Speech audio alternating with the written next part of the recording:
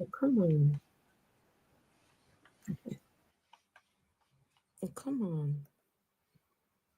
Okay. Aha. Now, yeah, let's do this. Okay. So, welcome once again. Welcome. There's 110 of you watching. Please, can you give the stream some likes while you are listening? If a God exists, it should not be hard for that God to be proven. If a God exists, I mean, for the people who believe in God, if your God exists, it should be that easy to prove the existence of the God. But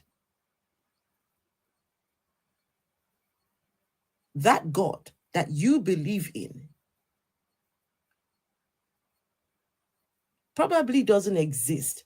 Maybe that's why you've got no evidence for that God. That's why when you all come up here, you struggle when talking about this God that you believe in. I need Jesus. No, I don't need Jesus. Everywhere Jesus goes, he fucks it up. Everywhere Jesus goes, he fucks things up. Everywhere where the Jesus religion goes, the people become poorer and poorer.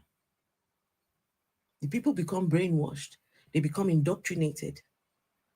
They don't feel that they are good enough because the Jesus religion says that none is good. None. None is good. Even Jesus, the book says, even the Jesus himself is no good. That Jesus is useless. Only his daddy is good. And you're telling me that I need Jesus? No, I don't need Jesus. I don't need that clown in my life. No thanks. Susan, hey Susan, do I believe in who? Higher waiting? Higher power. What is that? Do you believe the higher power? What is the higher power? How high is this high power? Is it like yeah high or that high? What do you mean higher power? Guys, what is a higher power? Higher power, where, how? Bolek Bigba. Salvation Era Mission Ministry says I am sick. Thank you. Thank you. I'll try and be nice today. I'll try and be nice. Susan, how are you? Hope you're well, Susan, my lovely lady. Does it mean there is no supernatural force leading us on earth? Ma'am, please answer.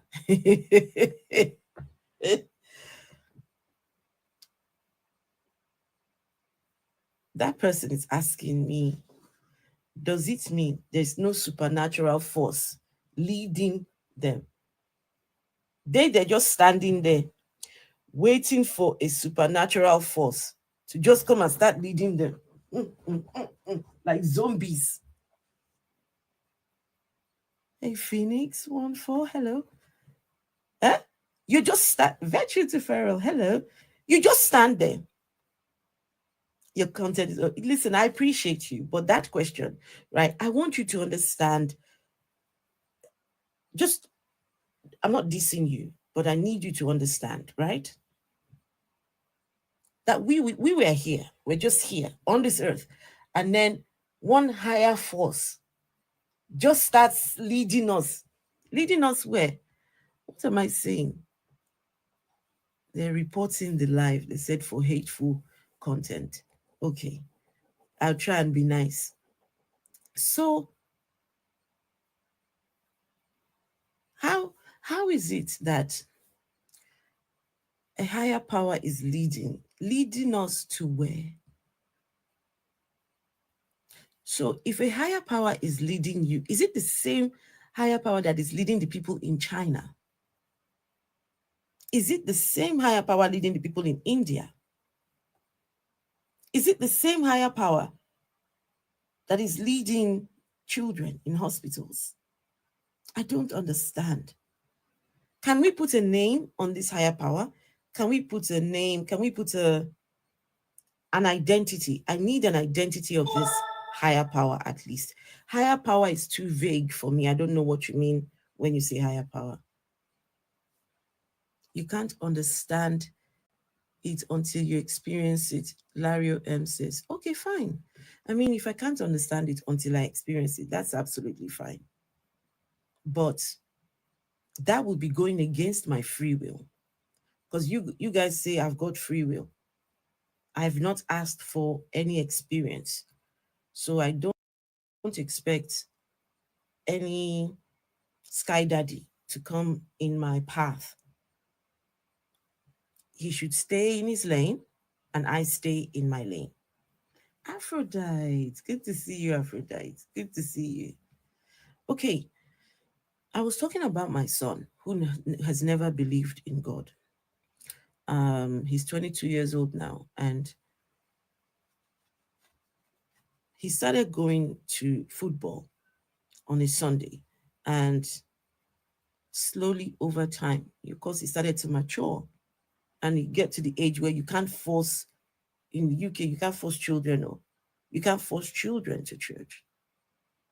And like that, he just stopped coming to church, right? I was worried about him. I tried everything I could to get my son to believe. It never happened for him. Never. So my younger one, he was 9 years old. Now my younger child, he's autistic. And so he thinks different about things. He's everything is black or white. There's no nuance. There's no in between. There's no he does well at that time. He didn't really understand metaphors. He didn't understand like similes and those sort of no speak. He didn't understand any of that. White, black. So he came to me one day, my son, and my son said to me, Mom, I don't want to be a Christian anymore. And I said, why not?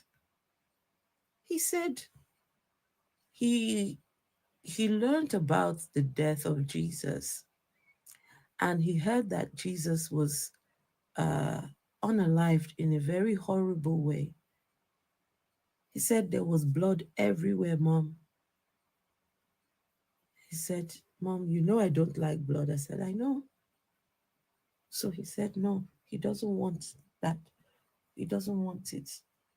So, how do you tell? This is a question for all of you. How do you tell a 9-year-old child that this sky daddy came down to the earth because he loves him and he unalived himself on this cross because he loves him and he needs to receive sky daddy into his heart? How do you say that to, and bear in mind he's autistic? My son looked at me crazy when I explained it to him. No, try it. Try explaining this to a child and see if even you will be thinking, man, this doesn't fucking make sense. So you know what I was trying to do? I was trying to, in that moment, I was trying to be clever. My son likes Christmas. So I was trying to say to him, look, without Christmas, there'll be no, well, without Jesus, there'll be no Christmas. And without Christmas, there are no Christmas presents. And I said to him, you want Christmas presents, right? You want a Christmas present? He said, yes, he does. I said, look, if you don't want to be a Christian anymore, then you will have to forfeit all your presents. They will have to go. See, I was still a strong Christian mother. I thought I was doing the right thing. See, I was trying to bribe him into being a Christian by using Christmas presents. Can you imagine? Oh man. So that conversation with my son, because now the look he had on his face when my son looked at me, I'm telling you, if you're a mother and you see that look on your face when a child is trying to tell you something, but you're not getting it, you can see the questions. and they come to you expecting you to help them. They are in a place of crisis, and they come to you, the adults that they trust, and you are trying to invalidate them. Mm, mm, mm, mm, mm. The look on my son's face, I said, no. If anything, I owe it to him to try and explain this better to him, to try and make it better for him. Whatever the case, I would. So I started asking the question, was Jesus's death necessary? Because my son is struggling with the idea that Jesus was, he doesn't like blood, and there's blood everywhere. This is how he was told about the story of Jesus. And so he's struggling with the idea, how can somebody love him and yet would do that? It just did not make sense at all for him. And I started asking the question, did Jesus really need to die on the cross? And guess what, guys? Jesus did not need to die on the cross. Jesus was forgiving sins before his death on the cross. Jesus was saying to people, your sins are forgiven you. So you see all that whole charade, that whole drama Jesus and his daddy were busy acting on the cross was very unnecessary. Without dying on the cross, Jesus, why did you mute Babs? Babs, Babs is a good one. I don't know. Why is Babs muted? Babs is a good one. I don't know. Why is he muted? Is it the Babs that I know? Yeah. Hold on. Yeah. I don't know what happened. So as I was saying, it's okay, Babs. It wasn't necessary. Jesus did not need to die. If Jesus wants to forgive, him and his daddy, between the two of them, can come up with a good plan and just forgive. All they needed to do was stand up there in their heaven, stretch their hand to the earth and say, we forgive you all. That's all. That is all that needed to be done. But that whole coming down to unalive yourself on the cross and no, that's bullshit. That's bullshit. Can you? That is bullshit. It was not necessary. Nobody needed to die. No, he didn't need to die. And I don't respect Jesus. I don't respect him because he was the one person who could talk to his daddy. He was the one person that could say, Daddy, stop this madness. Nobody needs to die, Daddy. Nobody needs to do anything. Jesus was the one person that could talk to his daddy. But even Jesus did not say a word. Even Jesus agreed to be a scapegoat to his own daddy. What kind of son does that? I will start when my dad was still alive. Listen, I don't care who you are. I will stand up to you. Who the fuck do you think you are? My father didn't like my guts. I made my father cry once. Huh? But whenever that happened, my mom got blamed for it. So I had to just, watch my mouth. And now you have a son that can't tell his daddy, no, don't do that. So, no, I don't respect Jesus. I don't respect what he did. I don't respect the story on the cross. And for the people that say to me, oh, but Jesus died for me. And if I don't receive Jesus into my heart, then this is going to happen, that's going to happen, that's going to happen. Okay, I say, okay, whatever your God wants to do to me, let him do. But going to, I'm not going to worship that God. No, I'm not interested in Jesus. I'm not interested in whatever the fuck those people are doing up there. I'm not eternal damnation. No, that's not a thing. Eternal damnation to where? Who's being eternally damned? I mean, you must understand anybody that believes in eternal damnation, right? And you tell other people who don't believe what you believe that they are going to hell, but you are going to heaven. It speaks volumes about you, who you are. It speaks volumes about you. Anyone who believes in a religion that tells them that you are the good guys, but every other person is the bad guy, and they are deserving of eternal damnation, it speaks volumes about who you are. You know why? Because you, look, just think about this. All the people that are in these religions, where a God tells them that their fellow humans will go and burn in this place of eternal damnation, right? If came together, all humans came together and told the God, fuck you. If my neighbor is not going, I'm not going.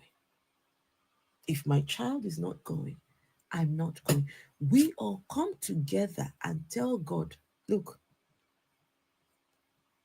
God, listen, God will God throw all humans inside the hell?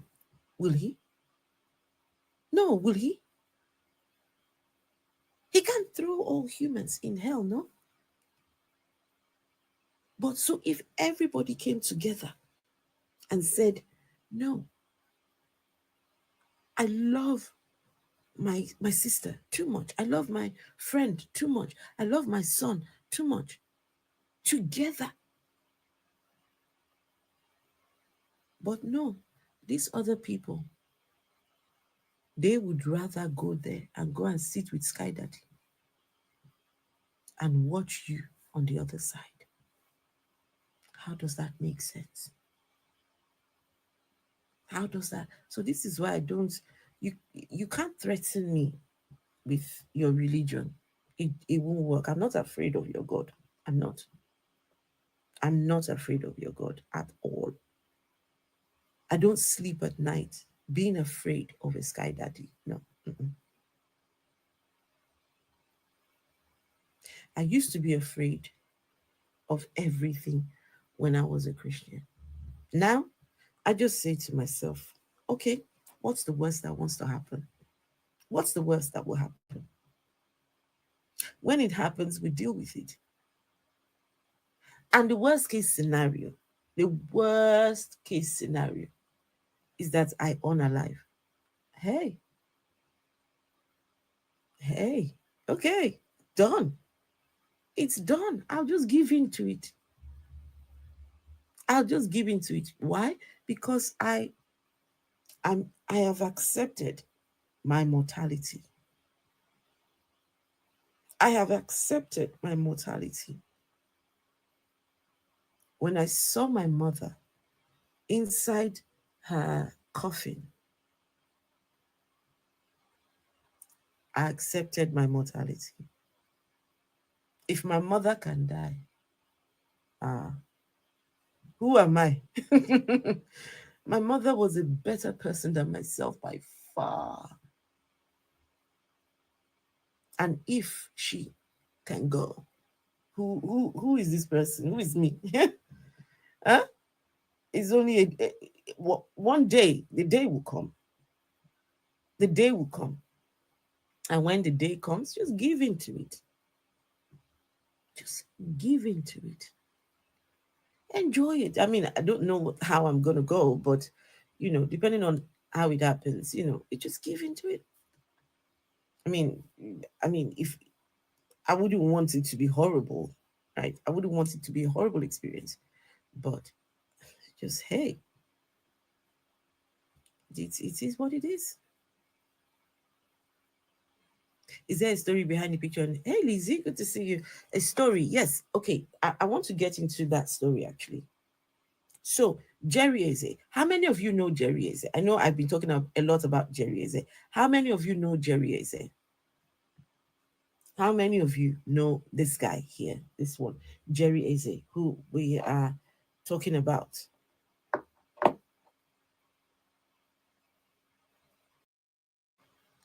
Dr. Kofi Asamoah, stop quoting your scriptures to us. We don't believe fairy tale books. We read them to have conversations with you guys. But I don't know how you can read that book and believe anything inside it. It's ridiculous. It's ridiculous. Reading some of the books, the stories in the Bible, you're like, grown adults believe this shit. Grown adults believe this shit. Hey, I've never searched him up. Scammer is a scammer. Okay. They're all scammers. Jerry is a scammer. Okay. Just let me read. There's one story. Let me read for you guys. 1 second. I want you huh, to listen to this story. It's in the Bible. I'm going to ask you all if you want this done to you. Okay. Let me know what you just please let me know what you think.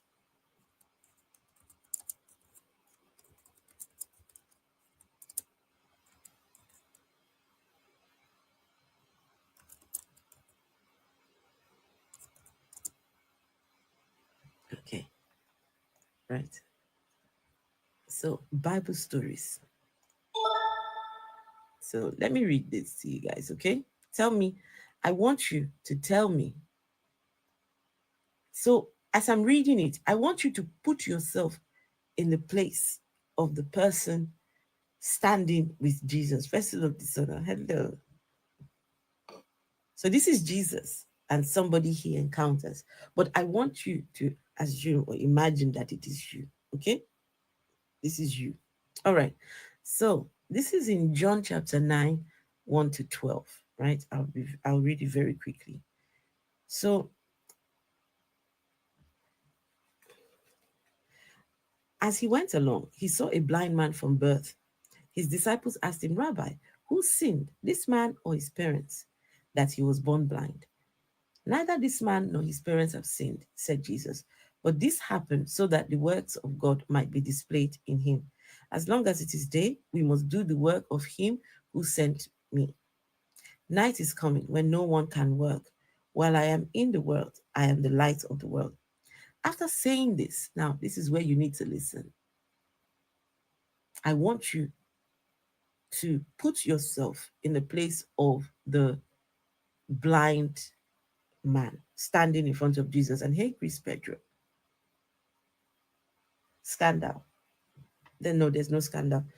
No. Every time he does his programs, it's always scandalous anyway. So now, after saying this, Jesus, he spits he spit on the ground. Jesus spat on the ground. He bent down, picked up the spit, mixed it with some mud. Hmm? Jesus spat on. I apologize for that horrible noise, but that's what Jesus did. He spat on the floor, then picked up his spit, and then rubbed it with some mud. Yeah, he did the hard tour. That's it. Ha! That's what he did. He picked it up, right? Rubbed it in his hand.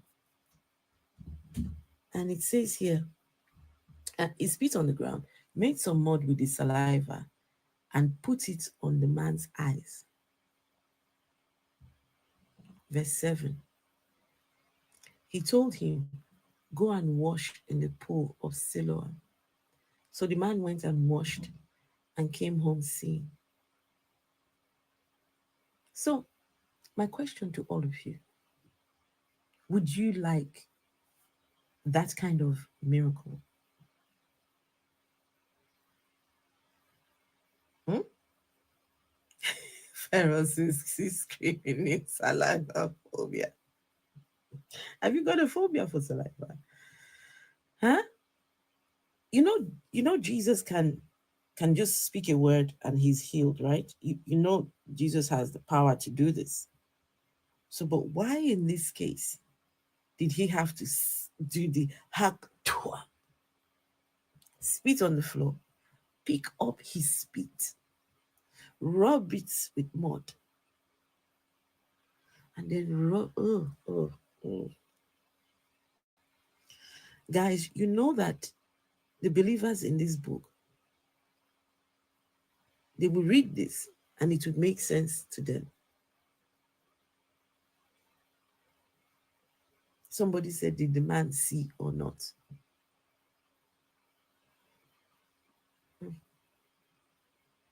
It's people like this, they will never get it. They would never get it.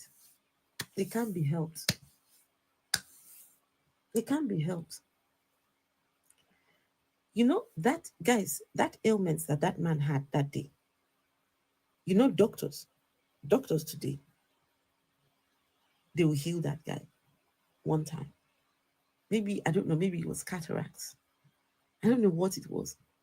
But now the doctors will do better. So, did he receive his sight or not? Doctors can do better than Jesus.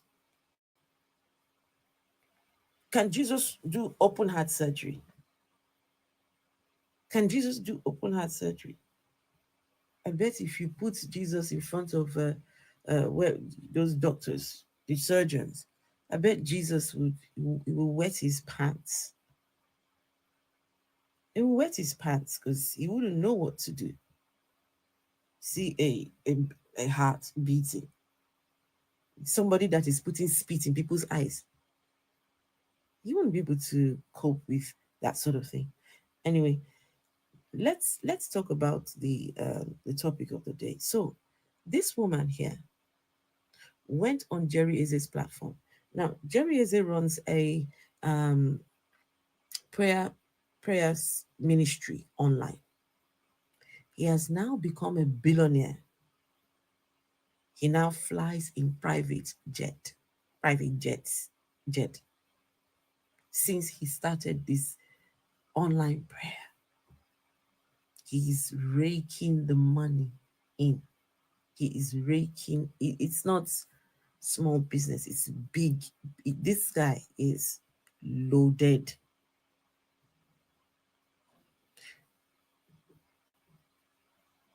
And while he's doing his prayer sessions, he calls these people to come and give miracles, well, testimonies. Come and tell people about what God did for you while you were on the altar. And I don't know why this guy calls it an altar. Why does he call his prayer thingy an altar? Hey, Hazen, he's cashing out. The cashing out, it's on a different scale. Why do we have any NSPPDN here? Why do you guys call it an altar? Hey, Jessica, why do you call your online?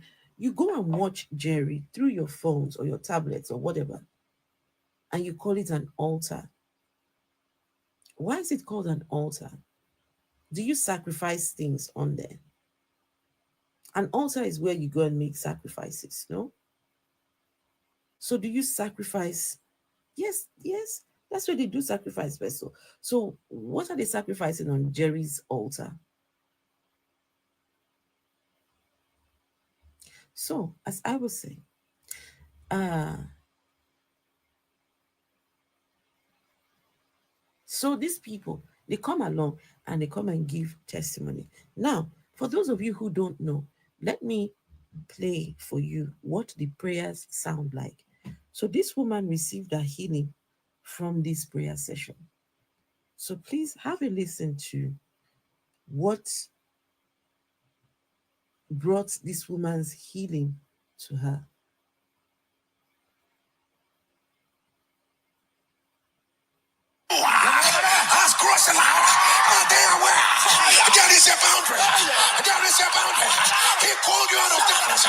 to his marvelous light. There is a boundary. There is a boundary. He has anointed you with the oil of gladness far above your fellows. There is a boundary. Whatsoever has risen to cross the line on the sound of your heaven, I announce, let it be broken. Let it be broken. Let it be broken. Right now. Right now. Right now. Right now. Right now. Right now. Right now. Right now. Right now. Right now. Right now. Right now. Right now. Let your heaven turn. Let your heaven turn. Let your heaven turn. Somebody shall fire. Somebody shall fire. Somebody shall fire. Somebody shall fire. Breadwinners of families, get on your knees wherever you are and lift up your two hands. Breadwinners of families, hear me as I hear the Lord and the sound of your heaven. No breadwinner will die. No breadwinner will die. No breadwinner will die. Let the Lord multiply. Let the Lord multiply. The favor you have never seen. Let it rest upon you. Let it rest upon you. There's a transition. Yeah, 8. And then him 10. Women's 8. Yes, him 10. Do you want the 10th for him as well? Yes, that's nice. So it'll be the same size. Yeah. That's fine. Thank you, my love. Right. Sorry about that. Sorry, I just had my young man come in. Okay, so this woman received her healing in one of these here. So while he is shouting like that, God now drops in his spirit the people he wants to heal that day.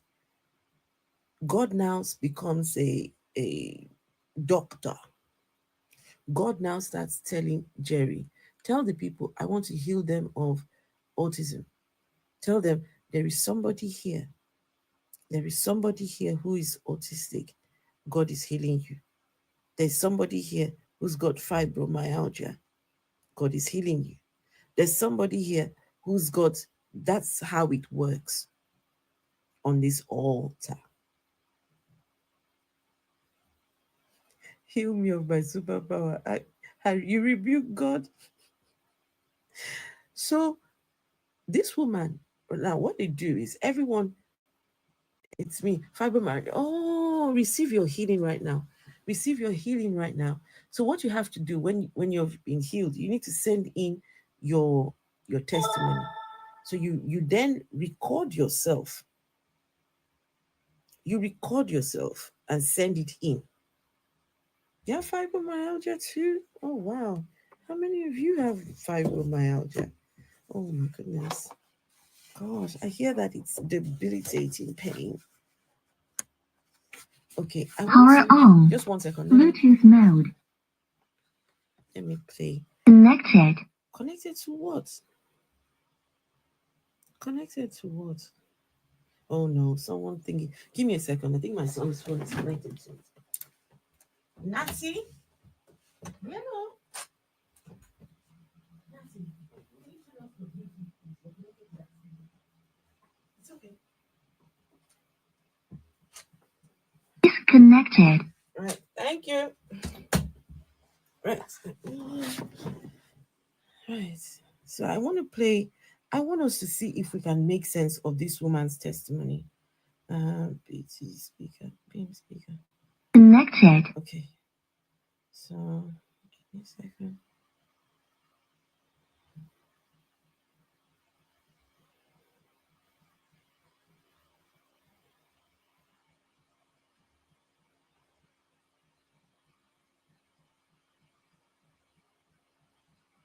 Have we taken it off? Have we taken off the testimony from? Just give me a second, guys. Let's find the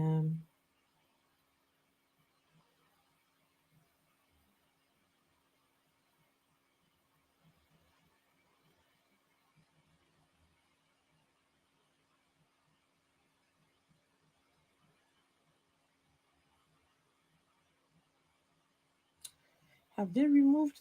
It looks like they have removed that particular woman's. Oh, it's still there.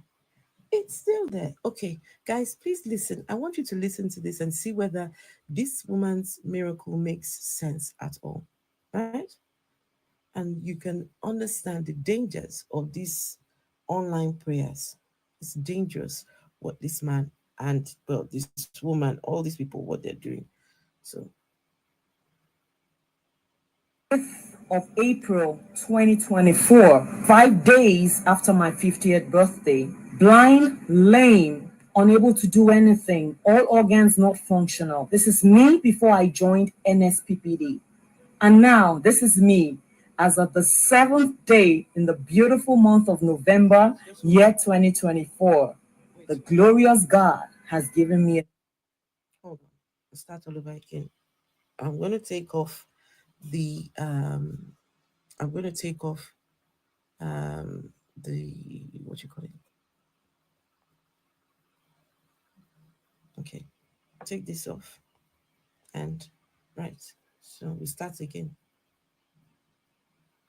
In the beautiful month of November, year 2024, the glorious God has given me a new name. Glory be to God. Hallelujah. Truly, what God cannot do does not exist. My name is Modupe Olayinka Omoyeni, and I'm giving this testimony from Lagos, Nigeria. In 2016, I took terribly ill, and as a human being and as a family, we went everywhere to seek medical help to ensure that my life was saved. The sickness was so bad, but there was no diagnosis. All the MIRs, everything we did came out clean. At a stage, the doctors were like, why don't you just go home and start eating? Because I lost appetite, I lost a lot of weight.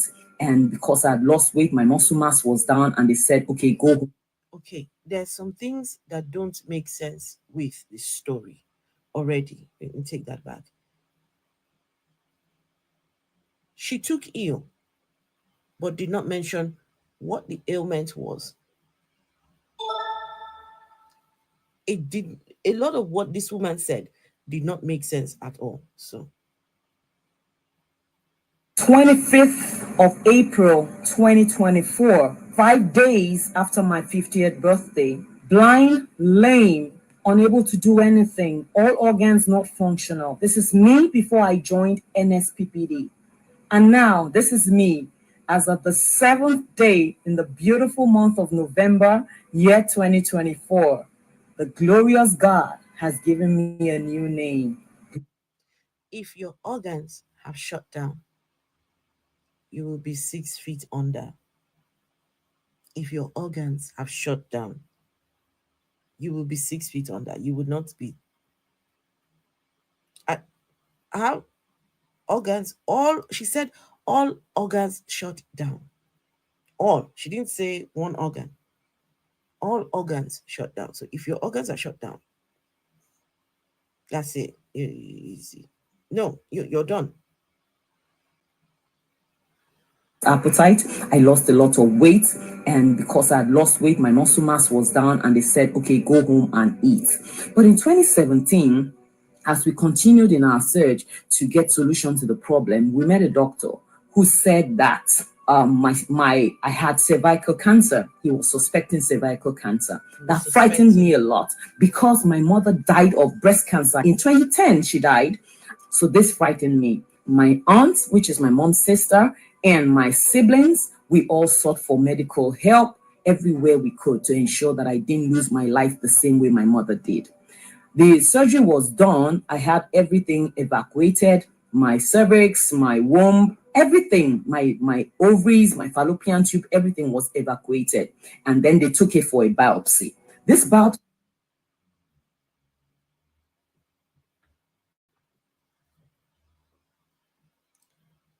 The doctor was suspecting cervical cancer. How many of you get your smear tests done? How many of you do smears? Smear tests.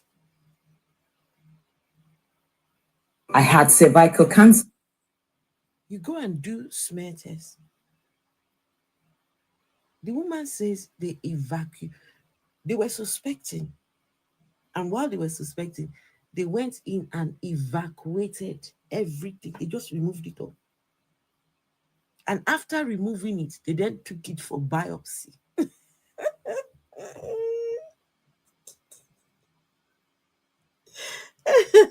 They took it for biopsy. A- After I thought you do the biopsy before you evacuate. Wait, that's not how it works. Listen, if there's anyone who's medical, right, that can do, you can. No. Biopsy is not when you're dead. No. Biopsy is not. No. Biopsy is to check if there are, uh, if the tumors, or if the tumor, if it's benign, or it is what's cancerous or whatever. I listen. I don't really know. But the woman said they evacuated everything, then took it to go and do. But madam, easy. That my life was saved. The sickness was so bad, but there was no diagnosis. All the No MIRs, everything we diagnosis. did came out clean. No At a diagnosis. stage, the doctors were like, why don't you just go home and start eating? Because I lost appetite, I lost a lot of weight. And because I had lost weight, my muscle mass was down, and they said, okay, go home and eat.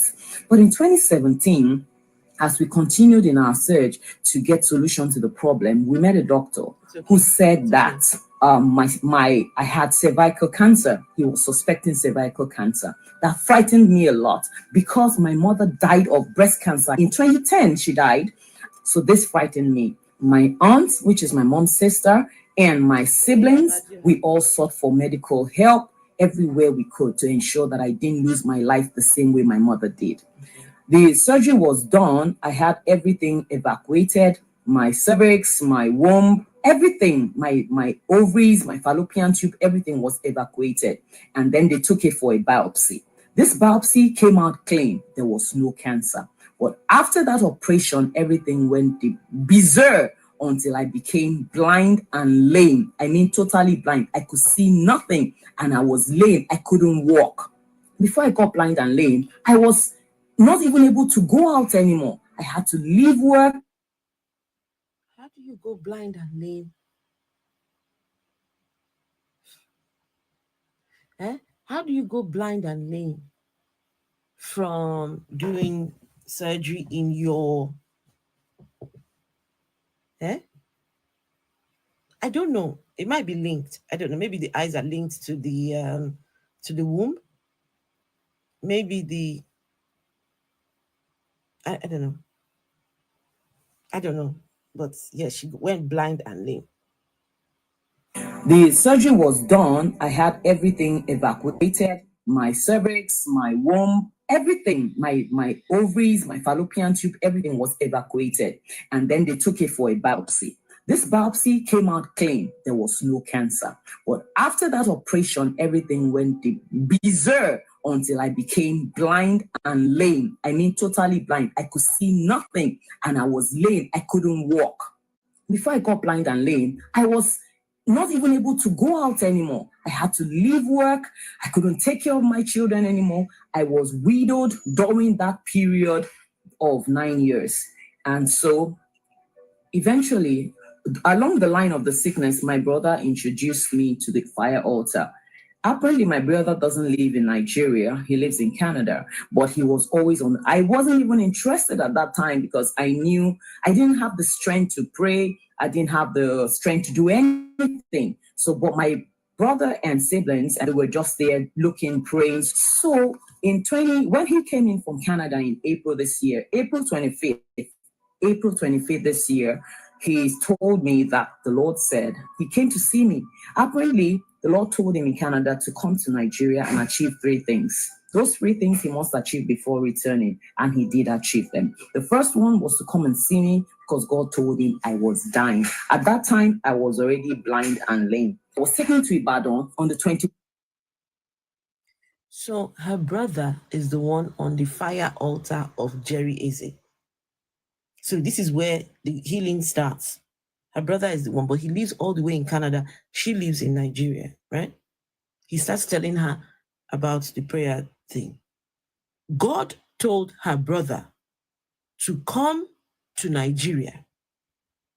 God told her brother to go to Nigeria and accomplish 3 things. Part of those 3 things is to go and see his sister because his sister is dying. I want you to understand what she's saying. God spoke to her brother, say, go and see your sister. Go to Nigeria. Go and accomplish 3 things. And one of those things is to go and see your sister. Your sister is dying. Are these people okay? Are these people okay? No, seriously, are these people okay? Who is the one screening these people with these testimonies? Where is the critical thinking skills? Where is the logical reasoning? Your brother said to accomplish 3 things. Your brother told you, God told your brother that you are dying. Then what is the point of the testimony is nearly done? These people, these are the people that cause problems for people. Eventually, along the line of the sickness, my brother introduced me to the fire altar.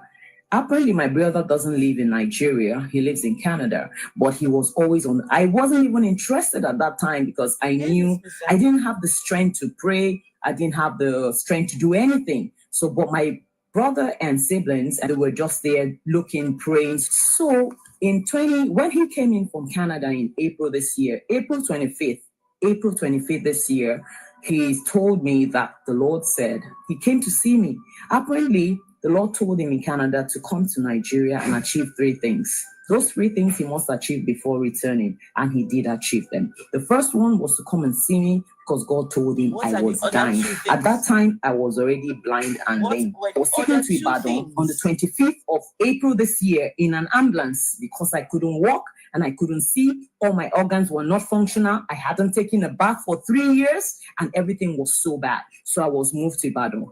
But my brother was always on the fire altar. Even with the difference in time, he was always on the fire altar. Lo and behold, oh my God, I wasn't on the altar. I never even was on the altar. But God heard my brother's prayers. God heard the prayers of the people that were praying for me. And guess what happened, Pastor Jerry? On May 9th, exactly. She was not on the altar. You see, she was not on the altar. She was not joining in the prayers, but her brother was joining in the prayers on her behalf. Do you know how many thousands of people go and pray with Jerry Eze expecting a miracle? God completely blindsides those people. God says, fuck you all. Off I go to go and meet somebody who is not part of this prayer thingy and go and give that person a miracle. I was not part of the prayer altar, but God used your brother to touch you. Are you guys, what is wrong with these people? What is wrong with these people?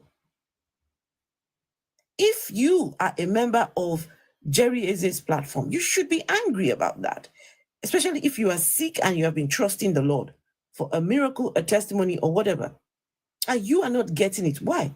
Because God is giving it to people who don't even join the prayers. The thing is nearly done, then we can have a conversation.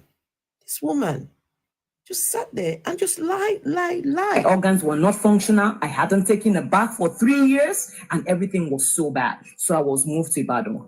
But my brother was always on the fire altar. Even with the difference in time, he was always on the fire altar. Lo and behold, oh my God, I wasn't on the altar. I never even was on the altar. But God heard my brother's prayers. God heard the prayers of the people that were praying for me.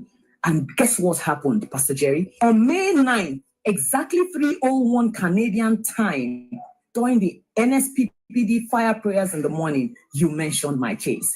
You said, I don't know who you are, but your elder sister that is at the verge of death, at the point of death, she will not die. I don't know who you are, but the Lord said that your elder sister that has the point of death, your elder sister that is at the point of death, at the sound of your amen, your sister will not die.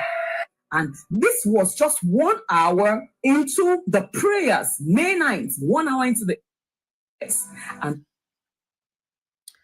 God mentioned her case through Jerry. While Jerry was busy shouting, God dropped it in him to say, your sister is at the point of death, but she will not die. These people are crazy. These people are crazy because they're not telling us. Jerry, look, if Jerry was truly talking about her, he would have mentioned her name, he would have mentioned her condition, he would have mentioned her address, he would have mentioned, but to come along and say, your sister will not die, and you automatically say it is you, you guys are fooling yourselves. This woman, she needs to be called out. She, her brother, Jerry, every last one of them. Just let me just finish. It's nearly done, and then years lying in the same spot, not even being it's nearly done. lying in the same spot.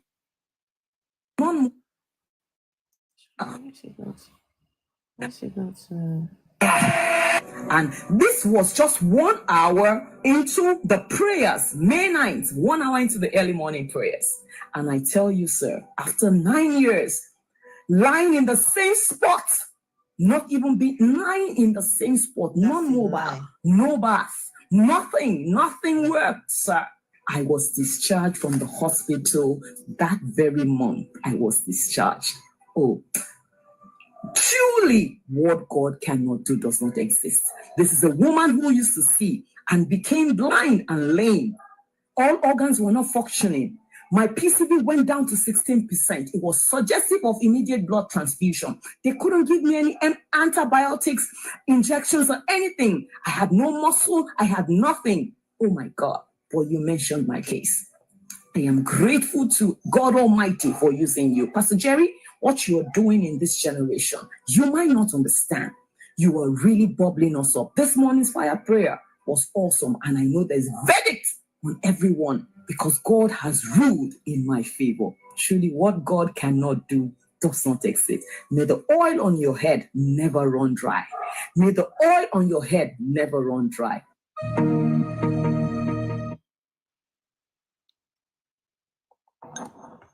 Vessel, you wanted to say something?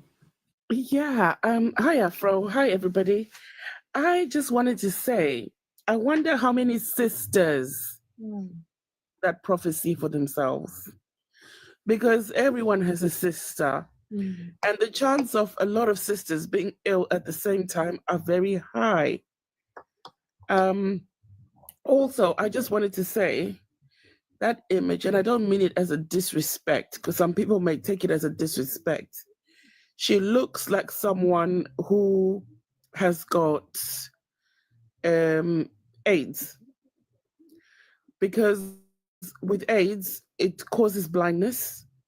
It causes whatever she described. And then when you get onto your treatment, you recover and become fit and healthy again, right?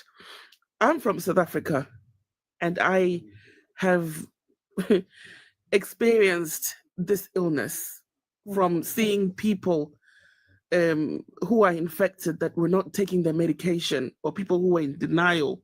So they didn't take their medication and they got to that stage and they started taking their medication and they became well. There is no reason whatsoever for someone who has had their organs so-called evacuated all of a sudden turn blind and be, I mean, I challenge people, go on right now, Google people with AIDS before treatment. Just say AIDS before treatment and see the image and compare it to the image of that lady. She is lying through her teeth. Everything she's saying does not make sense whatsoever. It doesn't make sense. And also, I will tell you, my ex-husband, some years ago, well, this was a few months into the marriage, he took ill, and he was so sick, rushed to the hospital. He lost weight. The weight fell off him like it was. Listen, I could not explain it. I was wondering what had gone wrong. And by the time they run the test, guess what? He's diabetic. That's where they diagnosed his diabetes. Yeah, that's another one that's debilitating. His readings were extremely high. His readings, when they got it, 28 was the maximum, 28. Your readings should be anywhere from 5 to 7 or 8, between 5 and 8. That's normal. His was 28. They had to give him insulin, and it was terrible. He lost that weight, but he gained the weight back. Now, when you guys listen to that story, did you hear anywhere where she said, this is what was wrong with me? Did she mention the name of any condition at all? You mentioned cervical cancer, and then blindness. She said they suspect. And yeah, and her organs shut down. Listen, I just buried my uncle. He had multiple organ failure. You do not survive with multiple organ failure. They put you on what do you call it? End of life. That's it, because there's nothing that can be done for you. So she's talking hogwash. And an altar is where you go to do sacrifice. You sacrifice your sheep, your goats, your burnt offerings of grains and things like that. What are you doing at an altar? What are you doing at an altar? No, but this is the unless it's the sacrifice. This is the madness, Vessel. This is the madness. So if there's anyone who wants to come and speak on this, if anybody wants to, challenge, you want to tell us, hey, God exists, I received the miracle, I received my healing, or whatever. But when are people going to wake up and realize, look at this woman is a liar. She needs to be called out. Her story does not make sense. Her story doesn't add up at all. Her story does not add up. So what is Jerry doing? And you all are paying this guy. He continues to get rich on the backs of vulnerable people. How can we? Okay. I sometimes I feel like some people they just want to have their religion. Maybe just let them continue to be fooled by Jerry. Right? What do you guys think? Should we just let them continue to be fooled by these men of God and men of dogs or men of whatever? No, we need to keep talking about it, Afro. I know we're making a difference. When people come back and say thank you, I am no longer a believer because of what you said, or I watched you and I listened, or I went back home and I read up for myself. We need to let people know. What we're doing is freeing people emotionally, mentally, physically, because they're just people who've been indoctrinated from birth. They don't know any better. Mm-hmm. But the more they listen, the more they'll start to question certain things. Yes, they do come up here and cuss and swear and curse and all of that stuff. But when they're alone, in the back of their mind, what we're saying, it gets stored somewhere there. And when they're alone, it comes back to them and they start questioning things.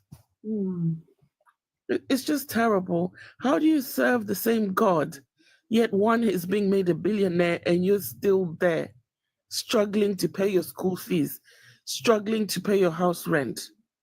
But if they pray, they show. If they pray, they pray, if they show. No, they show. Why it's not showing to you? Not showing. You all started on the same level, but one of you is a billionaire. Why is your God showing favoritism? Why does he favor others and not you?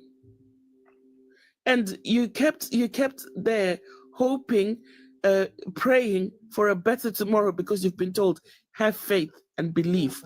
Your day will come. 10 years later, you're still there, holding on, having faith, believing, while everybody else is moving on with life. You only have one life. Stop wasting and following these people, making other people rich. Like, it's just heartbreaking. It's so sad. Miss Masani, you said people like being fooled. Look no further. They look no further than the results of the USA election. Many voted for a felonious conman. I tell you, that's USA thing. I just don't. I don't even want to talk about it because the Christians come and say it was a win for Christianity. Christians have come in and said that was a win for Christianity. I mean, what do you say to that? How is the man even a Christian when he's busy graping? Oh, I forgot. Graping is allowed according to their book. It's allowed. But you know what made me laugh out loud, Afro? People were hoping when Donald Trump gets into power that he would stop the war in Ukraine, he'll get rid of Putin and all of that. The next thing, he's telling the Ukrainians to forget about Crimea if they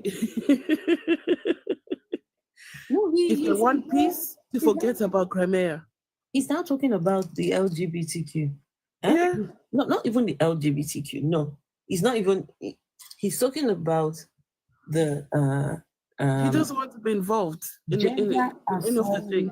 Gender affirming surgery for young people. That's the only. And you come and see people so happy. Gender, my heart breaks. My heart breaks. But Afro, they've even got their own children who are LGBTQI. All they're doing is pushing people into the closet. They'll never stop anyone from living their lives. People will either be pushed into the closet or they'll just relocate and go and have their surgery elsewhere. They can't stop anything. Well, isn't it the person's body? Isn't it their bodies? Exactly. What happened to free will? Why can't they exercise the free will to do what they want? Exactly. Or is the free will only for certain people? No, you've got to be hey, fat Jesus. Fat Jesus. You've got to be a special kind. Special. You've got to be a special kind of person. On children. Hani says on children. What do you mean on children? Gender affirming care. It's not only surgery. There's a lot of things involved in gender affirming care. But the man says all of it gone.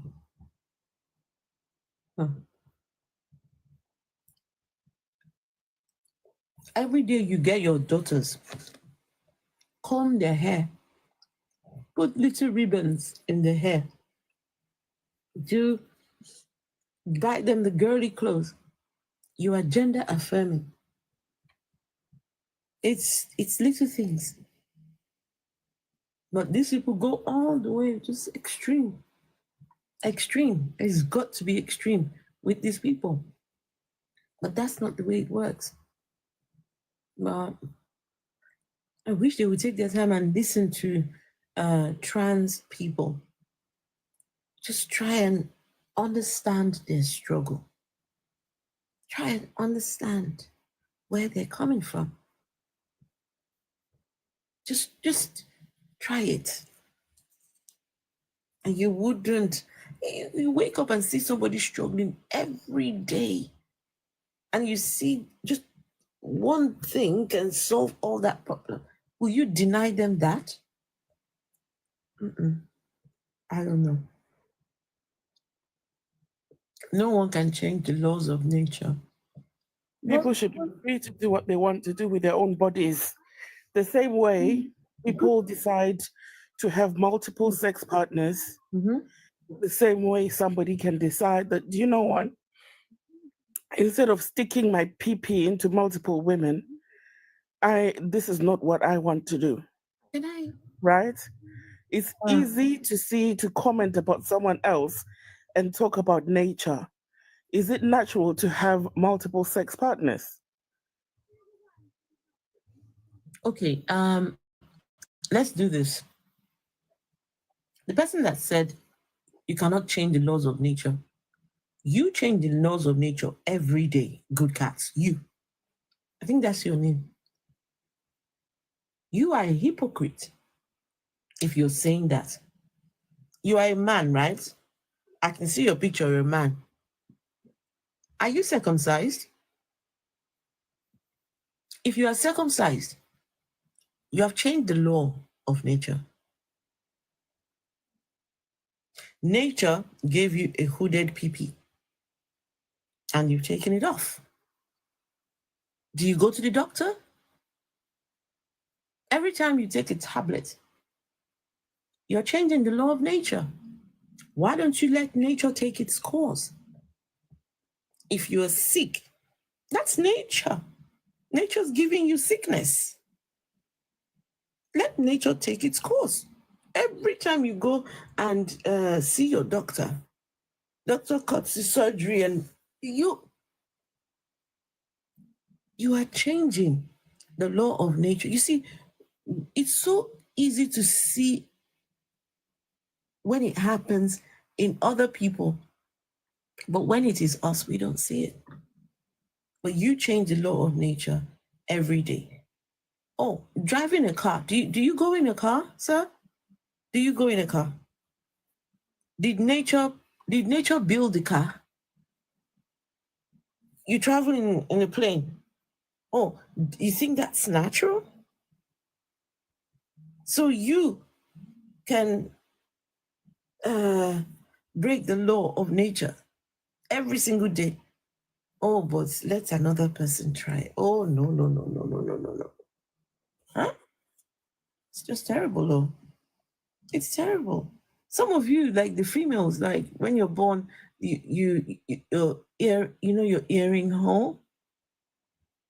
You're breaking the law of nature. Nature didn't put a hole there for you. You've put a hole. So what are you talking about?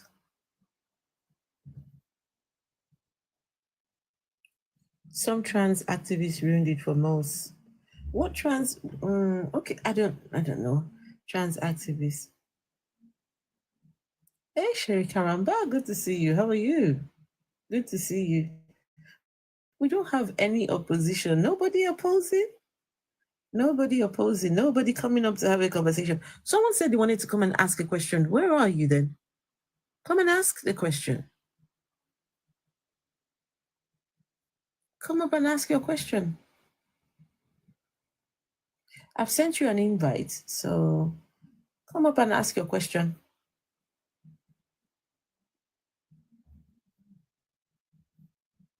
Where are you? Are you coming?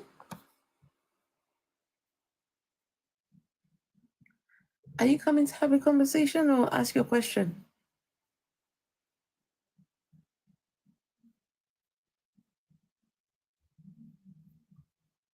See it. I just sent you a request. No, I don't see it. You're not on the guest list. No, I don't see you on the guest list. Okay, let me take off. I will take it off and then send it again. Okay, so I've sent you the request again. Okay, there you go. Hello, hi Afro. Hey, Good evening, everyone. eating down for the day. I'm good, Shay. Good. Hi. So I just wanted to confirm because you were saying about the Trump situation with gender affirming care. I was saying on children. I was trying to confirm, is he? Because I think I read online somewhere that he's trying to stop gender affirming care for children under the age of 18. Mm-hmm. Yeah, so obviously for me, my opinion on that is I agree with that. Out of a lot of things that he stands for, which I don't agree with, majority of the stuff that he pushes out there, I don't agree with. But when it comes to that aspect, I don't agree. I mean, I do agree with him. I do agree with everyone having the right to their bodies, especially when it comes to gender affirming care and like the whole trans movement. But when it comes to children, I think they are still quite impressionable and they're still growing, they're still getting to know their bodies. But as an adult, I believe you should have every right to do what you want with your body. And I think with children, maybe kids who are struggling with identity, probably referral to therapy or something else rather than taking the drastic measure of taking these Gender affirming care. yeah I've got Can I ask you a question, please? mm-hmm. And you don't have to answer it if you don't want. Mm-hmm. At what age did you have your first crush, or what age did you realize that you were attracted to a certain type of gender? Gosh, I was probably in year 5 primary school. So Yeah, year 5, that's about yeah, 9, 8, yeah, 9, yeah. 10 years old, right? Mm-hmm, mm-hmm. We have kids in year 2 that are already claiming their boyfriends. This one is my boyfriend, this is my girlfriend, you know, right? From that's like age 7, Mm-hmm. 6 or 7. So if a child at that age looks at a girl and doesn't feel like this is my girlfriend, Mm-hmm. but they see another boy and they find themselves more attracted to that boy, Mm-hmm. why should they be stuck in a body that they don't like? Like, for example, when I was growing up, people were called tomboys, right? Yeah. Other people were beaten into wearing dresses Mm-hmm. or not wearing dresses. We used to play dress up with my brothers, and they always used to wear dresses and makeup and all of that. Yeah. Mm-hmm. They didn't turn out gay, they didn't turn out trans or anything like that. We were kids, we were playing games, right? That's different to saying that, you know what, I'm wearing this dress and I feel that I should be a girl. I hate my body. There are people with body dysmorphia. They look at their body and they don't like it, especially when they start having the changes, going through puberty and that. Mm-hmm. They absolutely hate it. Someone who feels that they're born in the wrong body, having to deal with menstrual period, menstrual cramps, breasts, and all of that, that affects their mental health, that affects their self esteem. Many have unalived themselves because they don't understand what's going on. This is not what they want. So, why then should we have people like Trump telling people who are going through that phase that they cannot do what they want with their own bodies? Okay, so I just want to confirm, is he stopping gender treatment in general, like for all ages, or is he just going for young children? Because I am 100% for gender affirming care as long as you're over the age of 18, because at that point I feel like Can I do something? Sorry to interrupt you. Let me do something. So let me read to you. Gender affirming care for minors, right, can include a variety of interventions from social recognition to medical interventions. So, social transitioning, this can include adopting a child's preferred name and pronouns and allowing them to dress in alignment with their gender identity. They could go to therapy. This can include the child psychotherapy, family therapy, and group work. Medical intervention. This can include puberty blockers, hormones, and sometimes surgery. The Endocrine Society recommends waiting until the age of 16 to prescribe hormones, though it is widely accepted that starting before the age of 16 is appropriate in many cases. Surgery. For adolescents who are assigned female at birth, top surgery can be performed to create a flat chest. The Endocrine Society recommends that they wait until they're 18, but some doctors are doing these surgeries earlier on a case by case basis. So I read all of that just to say that gender affirming care doesn't only include medical intervention. okay. It also includes social transitioning. Okay, fair enough. Because I'm looking at it from the medical side. Obviously, I think for most people, it's when you mention gender affirming care and all these things, immediately you just think surgery, top surgery, taking the hormones, puberty blockers. That's usually where my mind goes initially. Um, Regardless of the therapy and all the other interventions that you can get outside of the medical point. So anyway, I just wanted to confirm what exactly he said. So I'll just give my views. think about somebody who's 10 years old and they're struggling with their identity, right? Now, because of, the doctors reckon they can go ahead and have puberty blockers, right? Not at 10, but I'm just saying, I don't know what sort of age, but just there's some things I might be ignorant about. But the doctor reckons it's okay, they can have it. Because it's easier to stop those processes because they're younger. But because of people's ideas, people's, I don't know, what they think.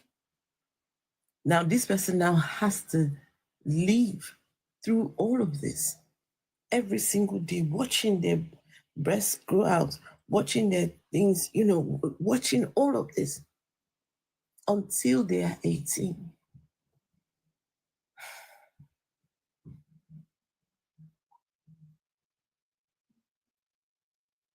Okay, what is the reason why you're against it for kids?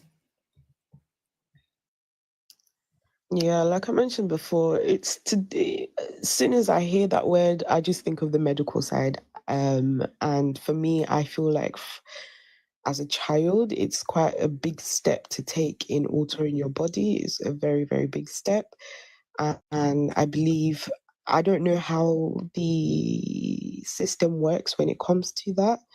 But I'm hoping that if my son, who is 2 at the moment, if he should come and, mention this to me at any point in his life, in his childhood, I would obviously take him to the doctor, and I'd hope that the first thing they would do is to refer him to therapy and get him, the proper care that he needs before taking any quote unquote drastic steps you know, because I feel like the most I can do as a parent is to guide him the best way that I know. I might not be right all the time, but I'd hope that he would I'd help him to make the right decisions for himself, because all I can do is to care and to guide him. Basically, at the end of the day, he's my son, but he is his own person, and he's got his own life to live. But as long as he is under my roof, as African parents say, as long as you're under my roof, as long as you're under my roof, I will have to guide you in the way that I see that is best for you, innit? No, So, honey, I'm curious about something. yeah. What do you think about a 9-year-old taking a contraceptive pill? This 9-year-old has got heavy, painful periods. Okay. And the doctor says that the contraceptive pill will help lighten the period and lessen the frequency. What do you think about that? Yeah, I'm okay with that. You're okay with a 9-year-old going on contraception? If it's going to help with the pain, and I've been on contraception myself, so Is that not a medical intervention? it is, but this is to do with the periods and the pain that she's having to go through, innit? So Why then do you have a problem with a child the same age going through this process?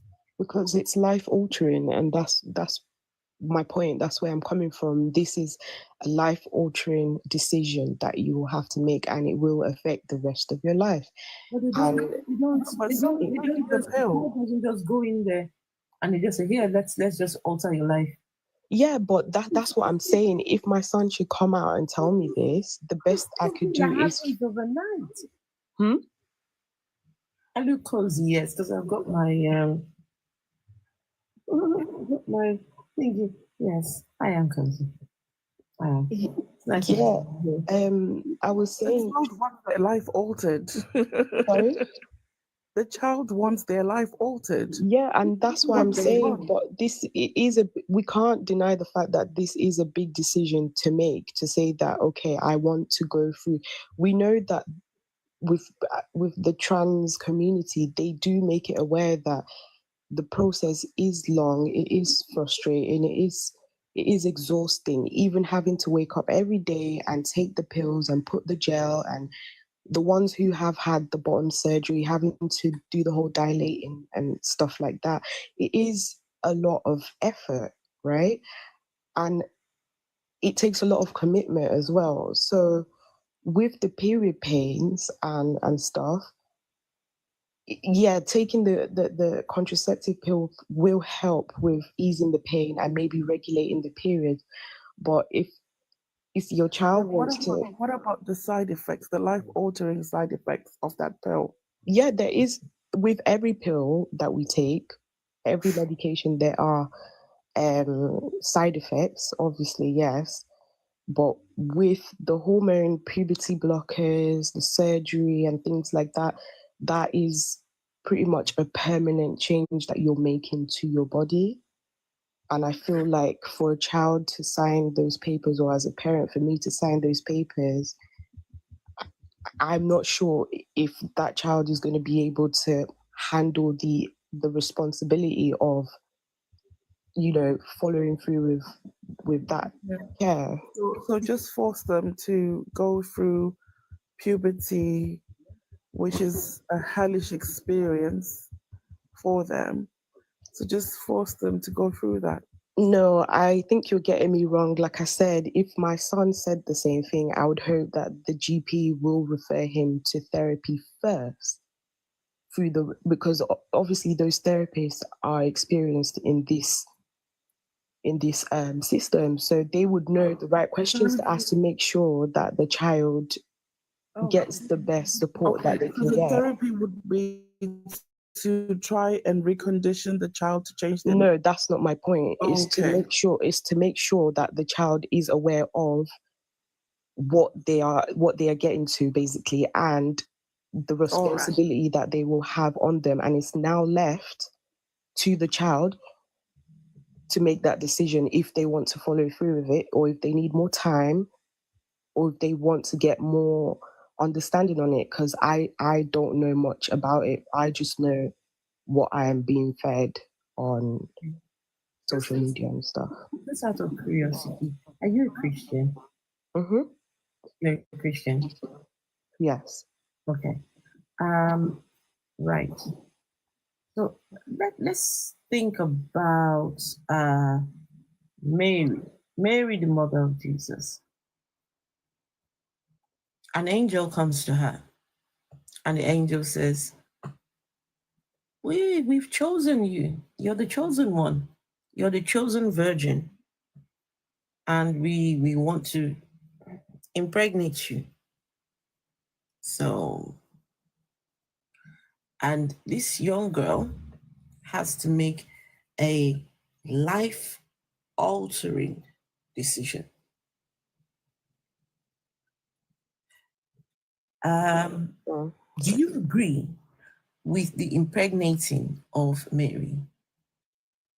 Well, in that sense, no, I don't. And although I'm a Christian, I must say, thank you for staying consistent. Yes, that was the right answer.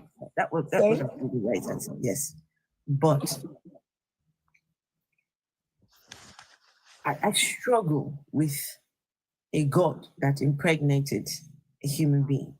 Right. So the reason that for me, I don't see the value. I don't see, considering that there were other methods that God could have used. There are other ways he could have brought Jesus down to the earth. He created Adam from dust. He has the power to do it. He could have easily just thrown Jesus from heaven, right? Put some something to hold Jesus at the bottom here and just throw him down. There are other ways we could have done this. So yeah, so like I was gonna say, like, although I'm a Christian, I do question a lot, and in the eyes of other Christians, I am what do they call it? Lukewarm Christian. Because and I'm the rebellious one, because I do like to challenge a lot. And I do like to ask why. Why do we see? Why is it this way? Why is it that way? And I never really do get the answers that I want to get. And for me, I'm in my journey of my faith and whatnot. I've come to realize that there are a lot of flaws in the Bible, in Christianity, and even we as Christians, there are a lot of flaws. So where I'm at now is, I call myself a Christian because I do believe in a God. I do believe in God. But there are a lot of things that contradict. There's so many contradictions within the religion that I kind of question a lot, which is why I'm here, because going to your topic up there, with this Jerry Eze guy, in my family, every single morning at 6 a.m., I get messages, share the live, share the live, share the live. way. I can't sleep because it's No way. I was born into a Christian family, and I believe you mentioned as well, host. I think you mentioned that you were also born into Christian. You're Nigerian, I think. No, even vessel of dishonor. All right, okay, yeah. So you know how it goes, especially in the African community when it comes to religion. I was brought up by my grandma, and she is a strong follower of Jerry Eze. Who's the one that died recently? I forgot his name. Joshua. Oh my God, she went to see him. I warned her against it. I warned her. I said, no, why are you going there? This guy has so many allegations against him. The testimonies are just off. Like, use common sense. But I've come to realize that when it comes to religion, some people are set on their ways, and they're set on who they believe in, and that is it. You can't tell them otherwise. Like, once their mind is set on that, that is it. So, like, with this testimony or whatever she was doing in that video, you can just tell that this woman she's chatting shit, basically. Because I've also seen on that same platform where some women have definitely done IVF to have their miracle baby, but they will come and say, "Oh, it's the God of Jerry Eze that did this for me." No, it was IVF. And say it how it is, so that other women can benefit from this, you know. Afro, tell your story. You know, the story of that woman in your church. Okay, I can tell the story, but before, Rasha in the comments asked a very good question. Why are you a Christian? I'm a Christian because I do believe in Jesus Christ, and I believe in the Holy Spirit. I believe in God, and I have my own personal relationship with God. And like I said, in the eyes of other Christians, the way I practice my faith is completely outlandish to them. I believe manifestation, because I believe in manifesting, and I've been told that it's demonic. Sorry, what is manifesting? So basically, it's pretty much prayer. You ask for what you want, Yeah. and you imagine it, and you believe that you have that, and it comes to pass. It's pretty much like prayer, but apparently I've been told by my pastor that it's demonic. Wait. Sorry, I don't understand. So it's prayer. How is it demonic if it is prayer? So my pastor said it's not prayer. It's you're basically using your own power as a human being. You're not letting God use his power. No, wait, hold on. Let me understand. Mm-hmm. Praying, how does that become demonic? Is there like special, when you say manifesting, is it like a special kind of prayer? No, so when you manifest, you're basically it's like meditation, which also you shouldn't apparently do as a Christian. It's like meditation. You're basically This, you can't do that, you can't do this, you can't do yes. that. Yeah, basically 11:11, believing in 11:11, believing that you are your own God, believing that you have the power as a human to speak life into things, believing that you can, as long as you work hard and you put in the effort and you do good, you will receive good back, karma, all these things. Apparently it's demonic. Yeah, that's ridiculous. 11:11. Please, what is 11:11? Ejo, somebody help me. So I can jump in. Yeah, go on. Hi everyone. 11, please. So it's the idea that what's it called? They're called angel numbers. So it's the idea that the universe, your ancestors, spirit guides, whoever is guiding you, whoever you believe is guiding you, sending you messages, right? So if you were to look up 11:11, I think it would give you kind of like an indicator that you're on the right path, something like that, like just a message to let you know that you're doing well. If you needed help, it's basically like God communicating with you, but in a different way. Now I've heard it all. 11. What's with the numbers though? What? Numerology, Afro, which the Bible forbids Christians to do. Yep. Okay. You know, I was never into that, so I'm very clueless when it comes to those things. Very clueless. 11:11. Okay. I came back in. Hello. I'm clueless. 11:11. Okay, I mean. But thank you for explaining that, though. Thank you. You wanted to come up, and did you have a question? Yes. So, what's it called? I wanted to go back to the what's it called? Trans children thing. I know that's probably not the topic, but I've had trouble understanding it, and I've just come to resolve that, you know, if someone says that they're trans, it's not up to me to what's the word, say, like, ask a bunch of questions. They are who they say they are. So, period. But I'm of the opinion that as long as they're an adult, they can do whatever they want to. 25, I'm talking like prefrontal cortex developed, like an adult, not just 18 years old. So why would that be harmful? To say wait, because it's a very life-altering decision, because a lot of the studies and the research is not there.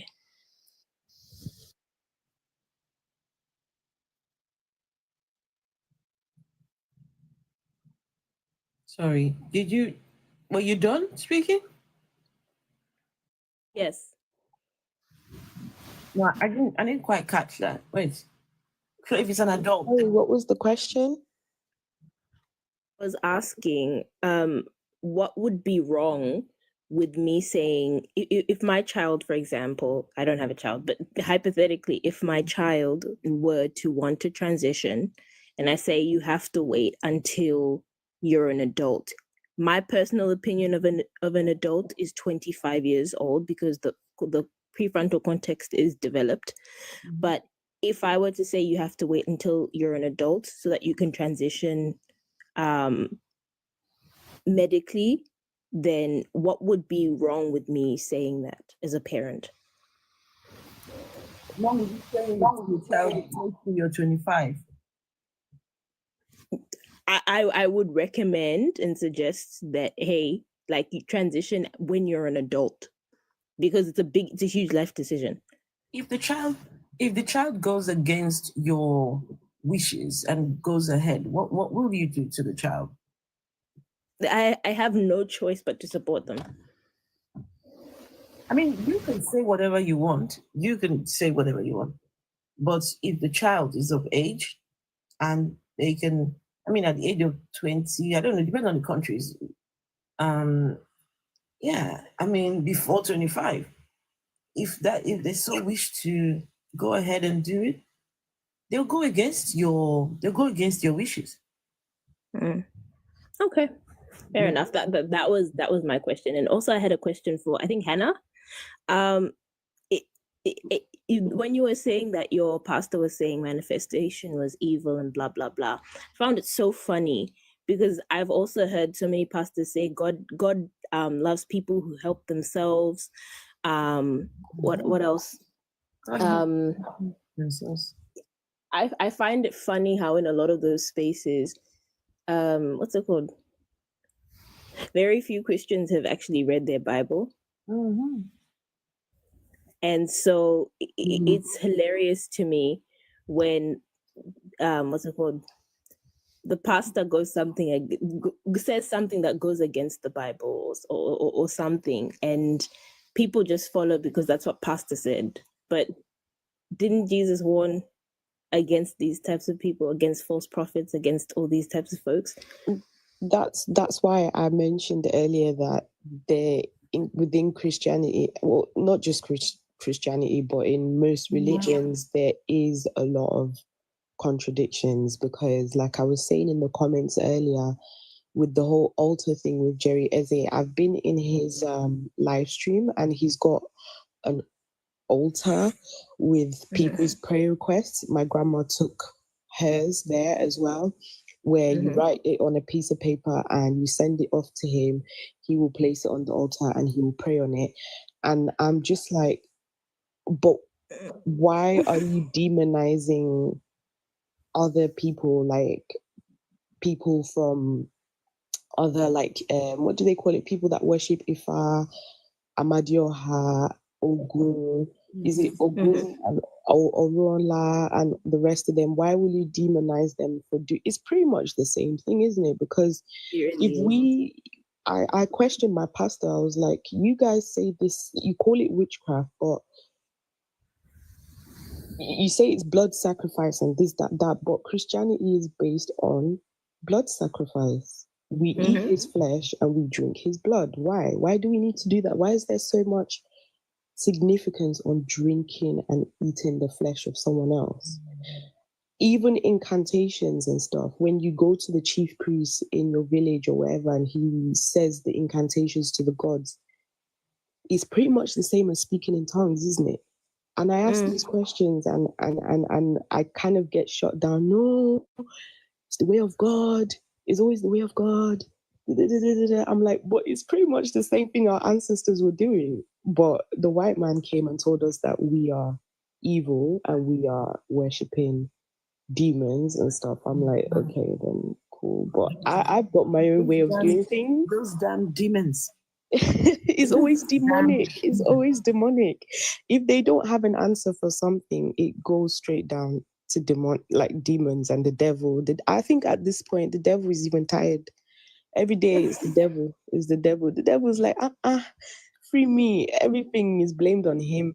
But you know, if only we would just sit down and actually ask these questions. Even the whole story about Abraham going to sacrifice his son, and then God was like, "Psych, I was only joking." It's like, I don't. It's just. It's like, what type of? It's like, what does that mean? What does that even mean? Go and sacrifice your son, and then just when you're about to strike him, you're like, "Oh, stop! Hold on! I'm just joking. I'm just like." Even the story of Job, like there's so many bits in the Bible that I just question, and I'm like, God, it doesn't really make sense to me. Like, why would you make Job, your most faithful follower, go through years and years of turmoil, lost his children, lost his assets, just for you to prove to the devil that he's going to worship you? Does that make sense? You know, I've got so many questions, but I never get the answers. I just get shut down. I just get told, oh, it's just the way it works. It's the way of God. You don't know. And I guess we won't know, but everyone just wants to hold on to something, I guess. I don't know. Mm-hmm. And I think the power of the pastor or any religious leader is lies in the fact that they are a middleman, right? So I think even the way people are taught to think and believe, they should always go to a teacher. They should always do this. They should always do that. And so once people start realizing that they don't actually need a middleman, people lose their money. Yeah, 100%. I actually agree with that. And which is why they're so against, manifesting and actually you believing that you are your own God. You have the power to make and create things and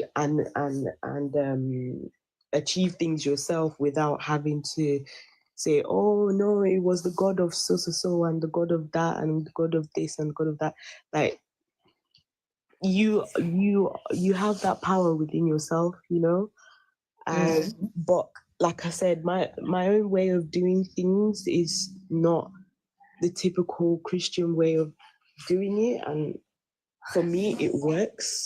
It's what gives me peace of mind. Ali, you've got all this power inside of you. What's the use or the purpose of a God? Sorry? I'm saying, since you've got all this power inside of you, what's the use or purpose of a God? You don't need a God. Well, because yeah. Whatever you need, you're doing it for yourself. Either you're doing it yourself or another human is helping you achieve it. If you're sick, you go to a doctor. Your God doesn't come down to heal you. If someone is breaking into your house, you call the police. Fellow humans like you to come and help you, right? When you've got an exam, you need to study for that exam. You sit down, you get all your books, you sit down there and you start swatting, right?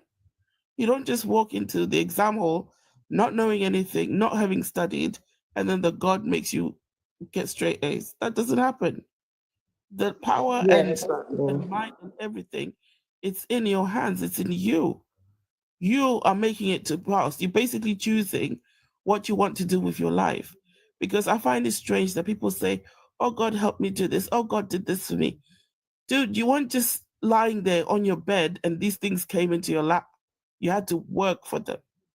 So what's the point of having a God in your life since you have this power? Yeah, and I think it's also like a lazy way of just it's just a lazy approach to life in a way, because some of these things that, you mentioned, we can achieve it ourselves, but we'd just rather go to someone else to intercede and pray to God for us, when actually you can do it yourself. You can do the research. You've got internet, you've got so many resources out there to help you to improve yourself. But anyway, Very easy. Your pastor, preacher, these are all intermediaries. These are the go between. Any God that cannot do for you, right? Cannot do for you whatever it is you desire, cannot do it for you when you ask, but needs you to either go somewhere, be in a certain place with some certain people, meeting the right man at the right time, meeting all those criterias, then the chances are that God, yeah, that God is very human. The chances of that being a divine God is very, very thin. Because, think about it. You worship and serve a God, the same one that said, you receive not because you ask not. Right? Ask, it shall be given to you. Seek, and you shall find. Knock, and the door will be open. But then he wants you to go and see Jerry. He wants you to take your phone and start shouting, when you can quietly pray in your bedroom. I got really angry when Jerry came to the UK.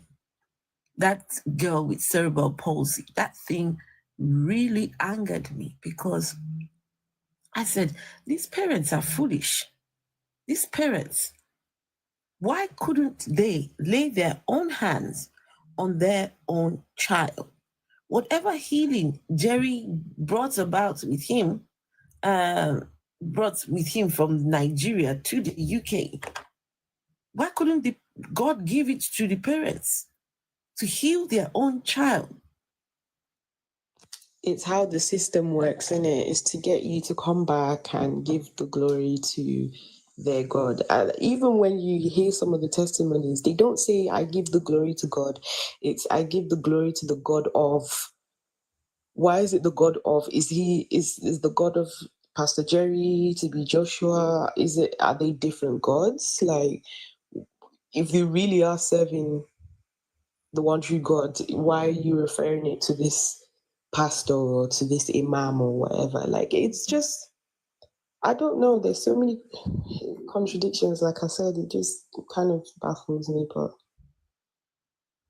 Exactly, Miss Misani says, Domina says, your name always goes, every time I see your name, it just makes me think of Damina. Domina says, even the Christians are tired of church hurt. Church hurt. That is a thing. It is a thing. Church hurt. It is a big deal. Never mind that they want to, some people might want to, demonize and to put you down and say, oh, the reason why you're not a believer is because your church hurt. It is a thing, and it's something I don't think gets talked about as often as it should. yeah, Miss Mazani says, if we were created in his image, shouldn't we be all powerful too?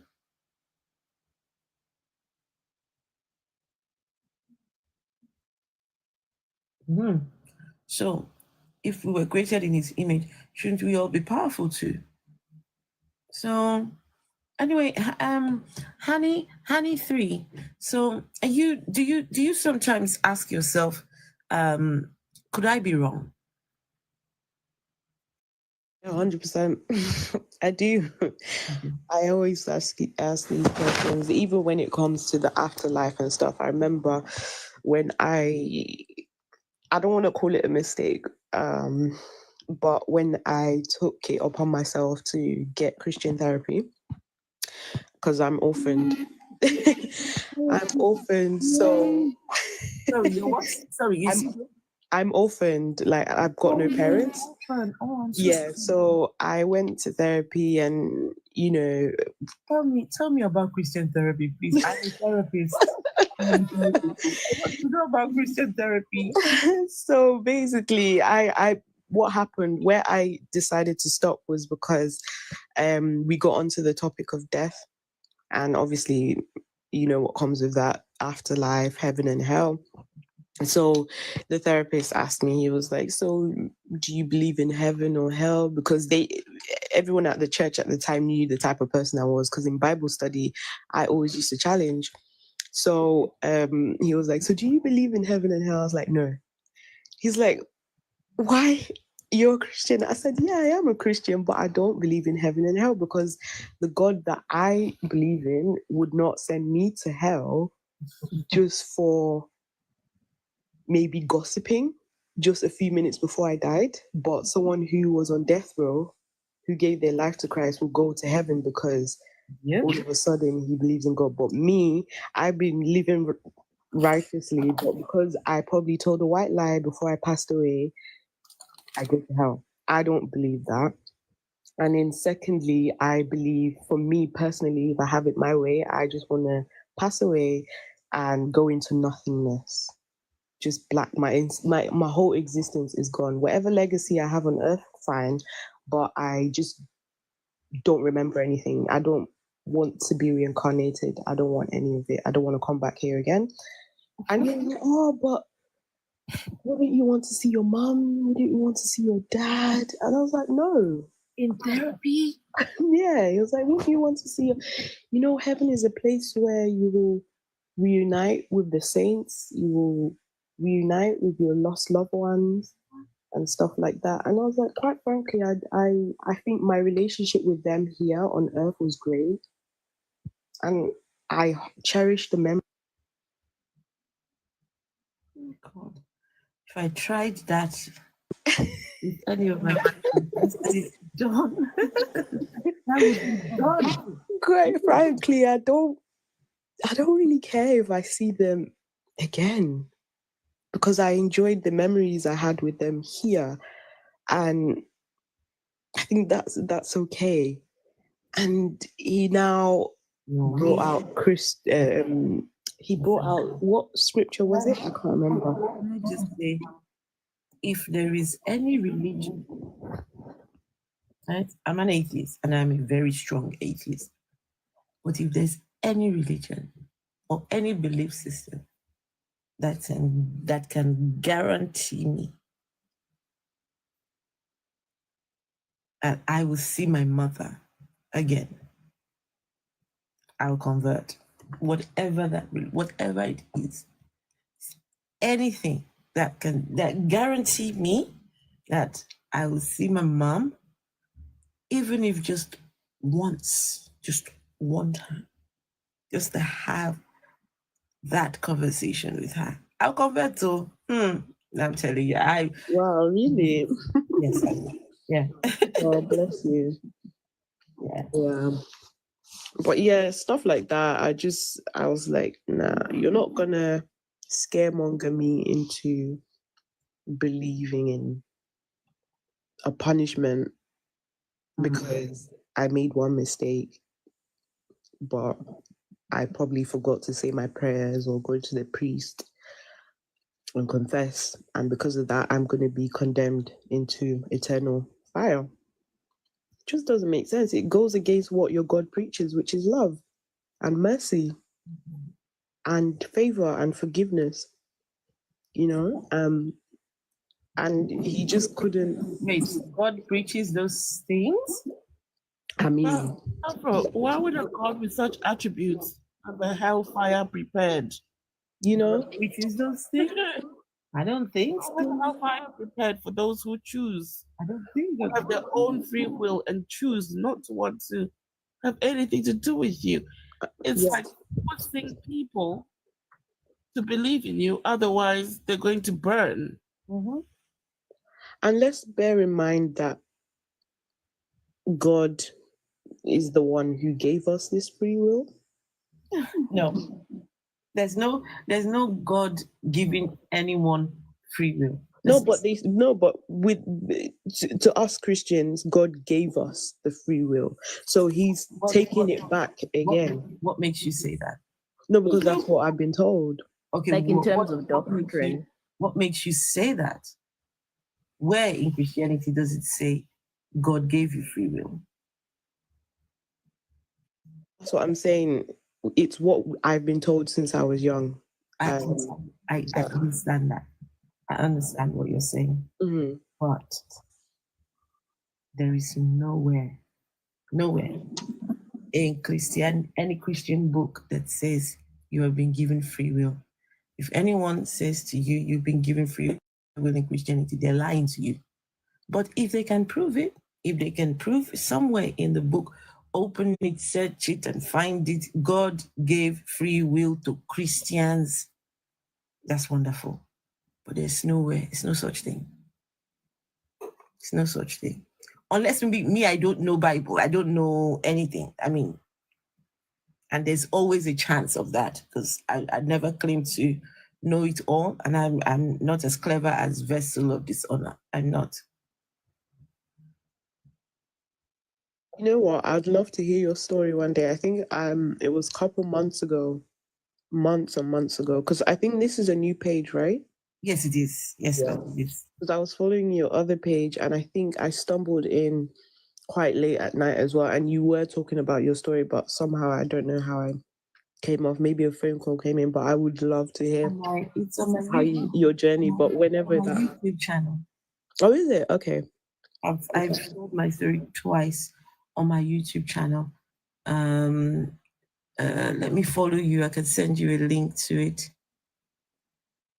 Yeah, thanks. Okay. I can send you a link to it later on. Yeah. How, if you don't mind me asking, how do you manage, obviously being a Nigerian woman, you know how it's like in our community, like how is your relationship like with fellow Nigerians? And let's just touch on a bit personal, but like family and stuff. Like how has it been since then? Since is the right word coming out? But since Yes, I understand your question. So before I quote unquote came out, I had to, have a look at everything. And the one thing that I considered at the time was I am independent. I am my own boss. I am my own Lord. There's nobody feeding me. There's nobody whose opinion matters. I mean, I appreciate what, how they would feel. Of course, I can take that into consideration. But in the grand scheme of things, whatever they think won't change anything, right? So I then decided, look, if I am my own person and their opinions will not matter at all, then I can go ahead and be open about it. Some of the ways that I went about doing it, maybe in hindsight, I wouldn't have. Maybe I shouldn't have done it that way. With my family, I told them, my family, when I say my family, my brothers and my sister, I told them. Now, my brothers are still very religious. Well, everyone's still very religious, every single person. Now, my brothers have never, not once say, okay, what does this look like? What is what is, just never had that conversation. I said it to them, and that was it, done. It's never been brought up ever again. Only my sister has, she's even come here as well. For the friends, the others, the other people. And listen, I don't care what you think or what you feel, to be honest with you. And what I did, I went on my Facebook page and my Instagram. Oh, you should see it. It says, I am no longer a Christian. And I started bombarding my pages with anti-Christian stuff. People got offended. So maybe that, in hindsight, I think, okay, maybe that bit of going on Instagram and going on, because I wanted the world to know. I wanted everyone to know that, look, I'm no longer a Christian. So a lot of people cut me off. Friends, but these people were not close, so it didn't bother. It didn't matter to me. I don't get invited to a lot of things that my sister gets invited to. But then I guess that you have to kind of grow a different type of courage and bravery and I don't give a fuck kind of attitude to be able to put up with it. Because I can imagine, I've been on your lives, like on your previous page, where there's just so much, like it was a bit too much, like so much trolling and hate comments towards you as well. And I'm just thinking, live and let live. The same Bible says, love one another, love your neighbor as yourself. This isn't very Christian-like for you to come on here and be swearing. You can't force people into your religion and into your beliefs, because even you speaking, you're not the best example of a Christian. So, but I do commend you for your bravery, because I think I care a lot about what people say, especially when it comes to family. Yes. So a lot of times I have to bite my tongue with them. No, I've been a very independent person. I left home when I was 21. So from the age of 21, I've looked after myself. I've not depended on any family member. So, it's not today now that your opinion will matter. Hello? No. So, Yeah, I get it. 100%, I get it. But yeah. If anyone wants to have a conversation with me, I know my family members now. I honestly would love for them to ask me questions. I would love for them to engage with me on it. But I think the problem is, because I've had that with my family, and I wouldn't even say I'm an atheist. I'm just very curious and I just want to know. right. I think the issue with especially the Africans is the fear of actually hearing the truth. They'd rather just not even get involved in conversation. They'd rather not engage at all, because they know one they're being challenged. Sorry? It will shake their belief. That's the thing. And it's that fear, which also kind of then proves that you are not strong in your belief. If you can't sit and have a conversation and just agree to disagree and not feel attacked and not feel defensive, then that means clearly you're not strong in your faith as well. So listen, there is no believer that is 100% sure of their faith. There is none. They claim they are, though. They're not.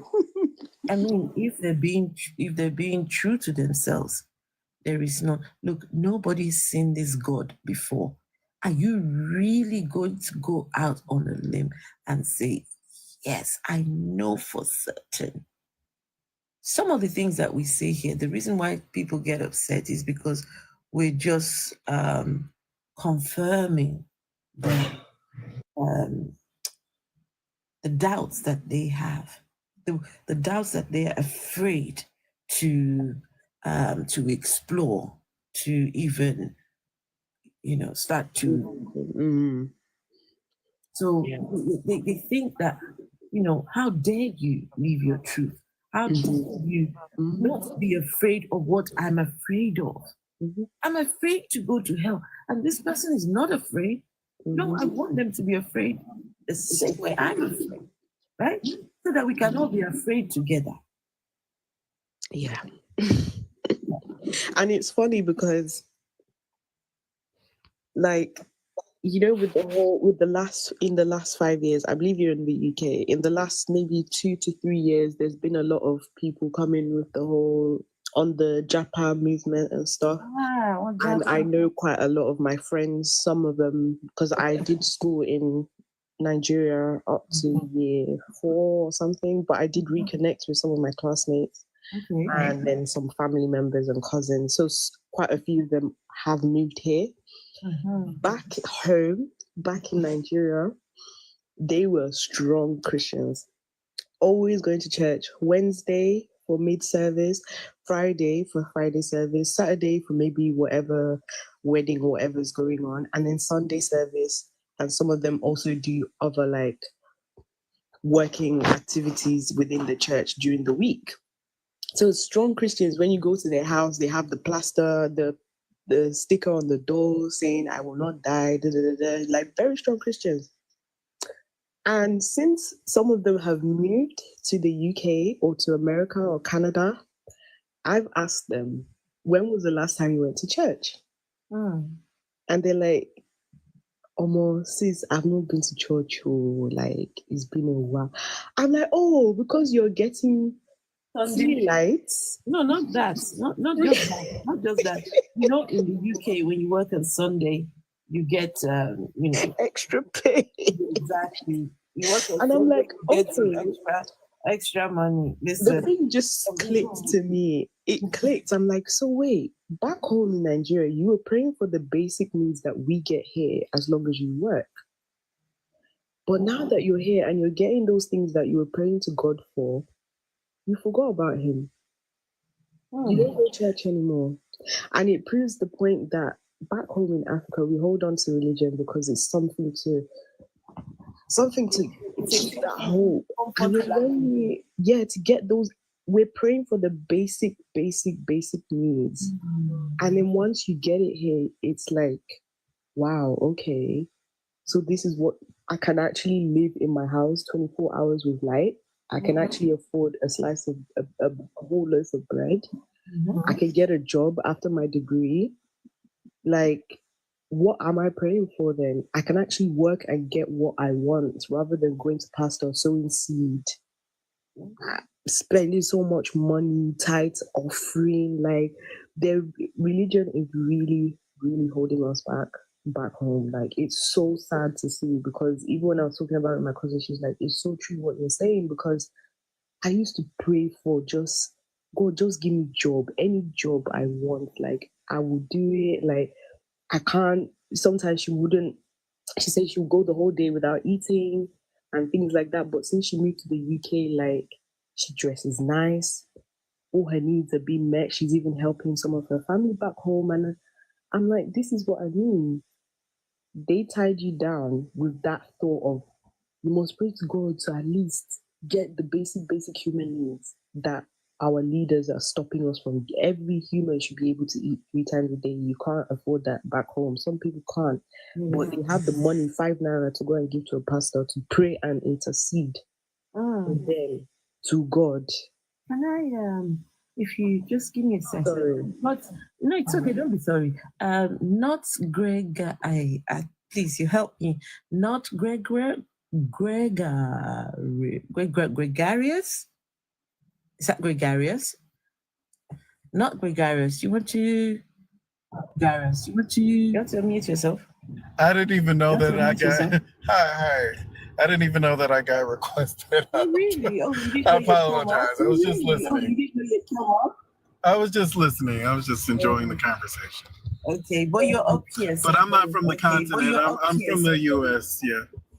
Oh, wow. Okay, from the US. Oh, wow. Okay, from the US. We get a lot of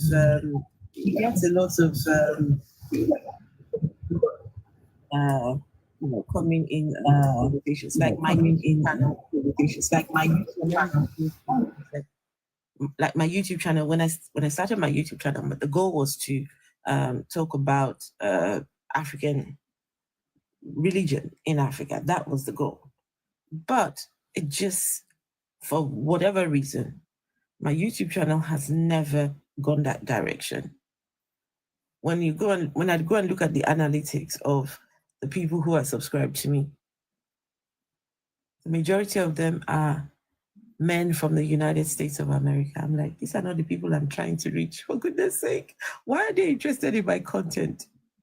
I don't know. So yeah, it's just, I don't know. It must be something. It must be something about Afro, hi. Yay. I think it is. For me, I was looking for African and Black content. That's why I joined your YouTube page. African and Black. I wasn't getting enough of that. I mean, atheist? Right. Yes. Okay. All right. You might have just answered the question. Well, you might have just put some a little spotlight on why that's the case then. And it's men between the ages of 30 and 50 or something like that. Between 30 and 50. Well, I blow that range up. I don't know how YouTube get those ages, and I don't know how they're so clever. They pull it off the accounts. But what if people lie about their ages though? Most of the people, when they first make their first Gmail account, they usually don't lie. That's what I'm guessing, because I didn't. But then, as I got a little bit more smarter and savvy, I lied about my age because I don't want people to track me. Right.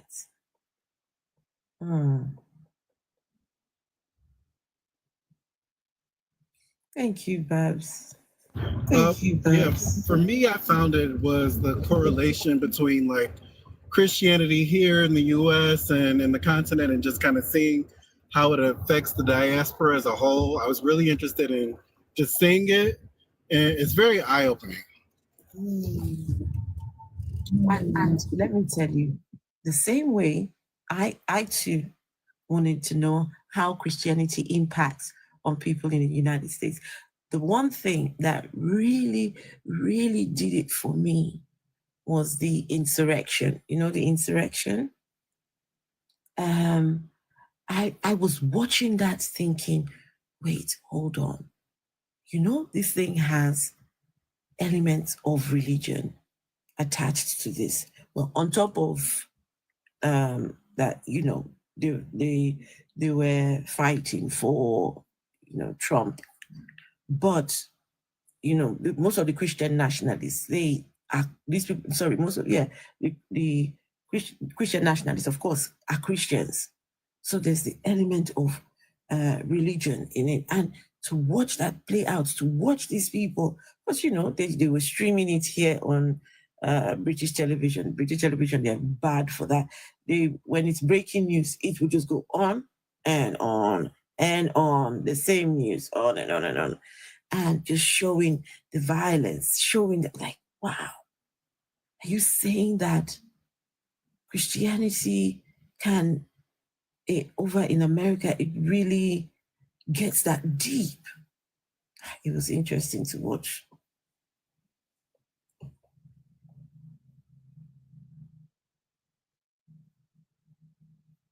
Yeah, and then it kind of begs the question of why would we worship the same God as our oppressors?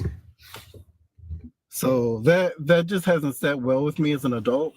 And so I think that's when I kind of began to deconstructing, because I grew up going to church. Right. So now, where are you? Where do you stand now? What would you? I'm leaning more agnostic, atheist.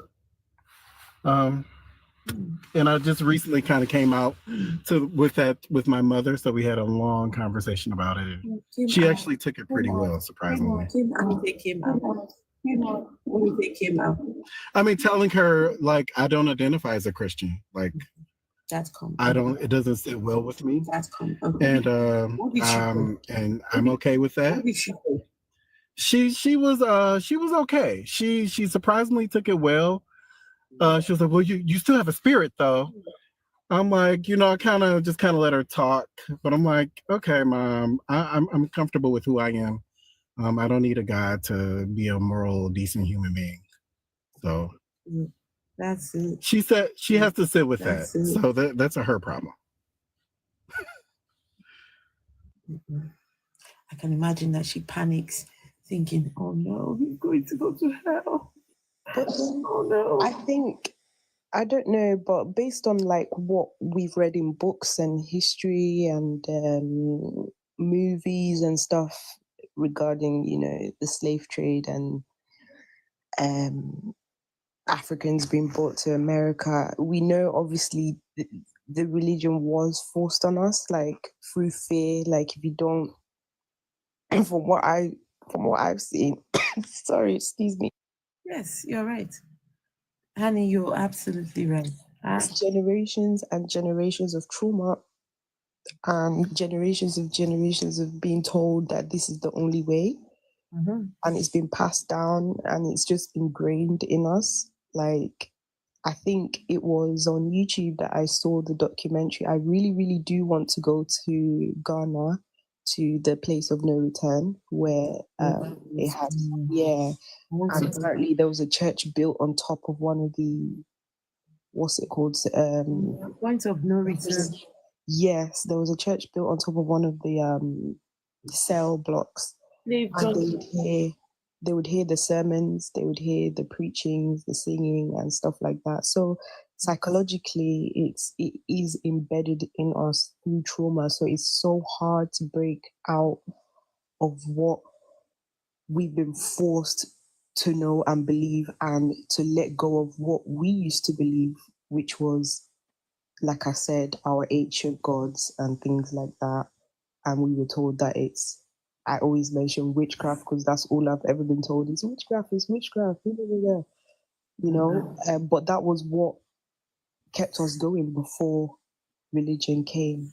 That was how we used to live I think there's not much, maybe because I've not done enough research, but there's not much on the history of Africa way before slave trade and way before, the colonizers came. Like, and I believe things were much more peaceful then. Like, we had our way of doing things. Or once you, even in most childhood, like cases where abuse has happened, that child usually grows up believing whatever that parent or the abuser has told them.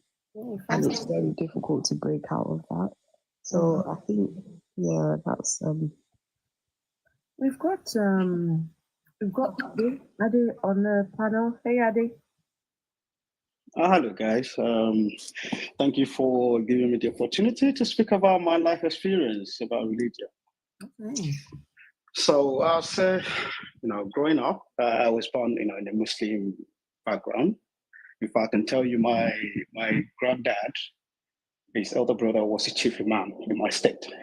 Just to tell you how strong, my Muslim background, experience was. So, I was very close to my granddad, and the only reason why I actually decided to stop, practicing Islam, one of those reasons was because of, the fact that my father at the time decided, to choose his own belief. He decided to decamp, he changed religion. And because of this choice he made, my grandfather disowned him. Oh, wow. Bear in mind, I was only 9. Okay, so I saw this and I just said to myself, how can your religion be so holy and you decide to disown your own child because of his, choice of religion? So because of that, I stopped practicing Muslim. All right.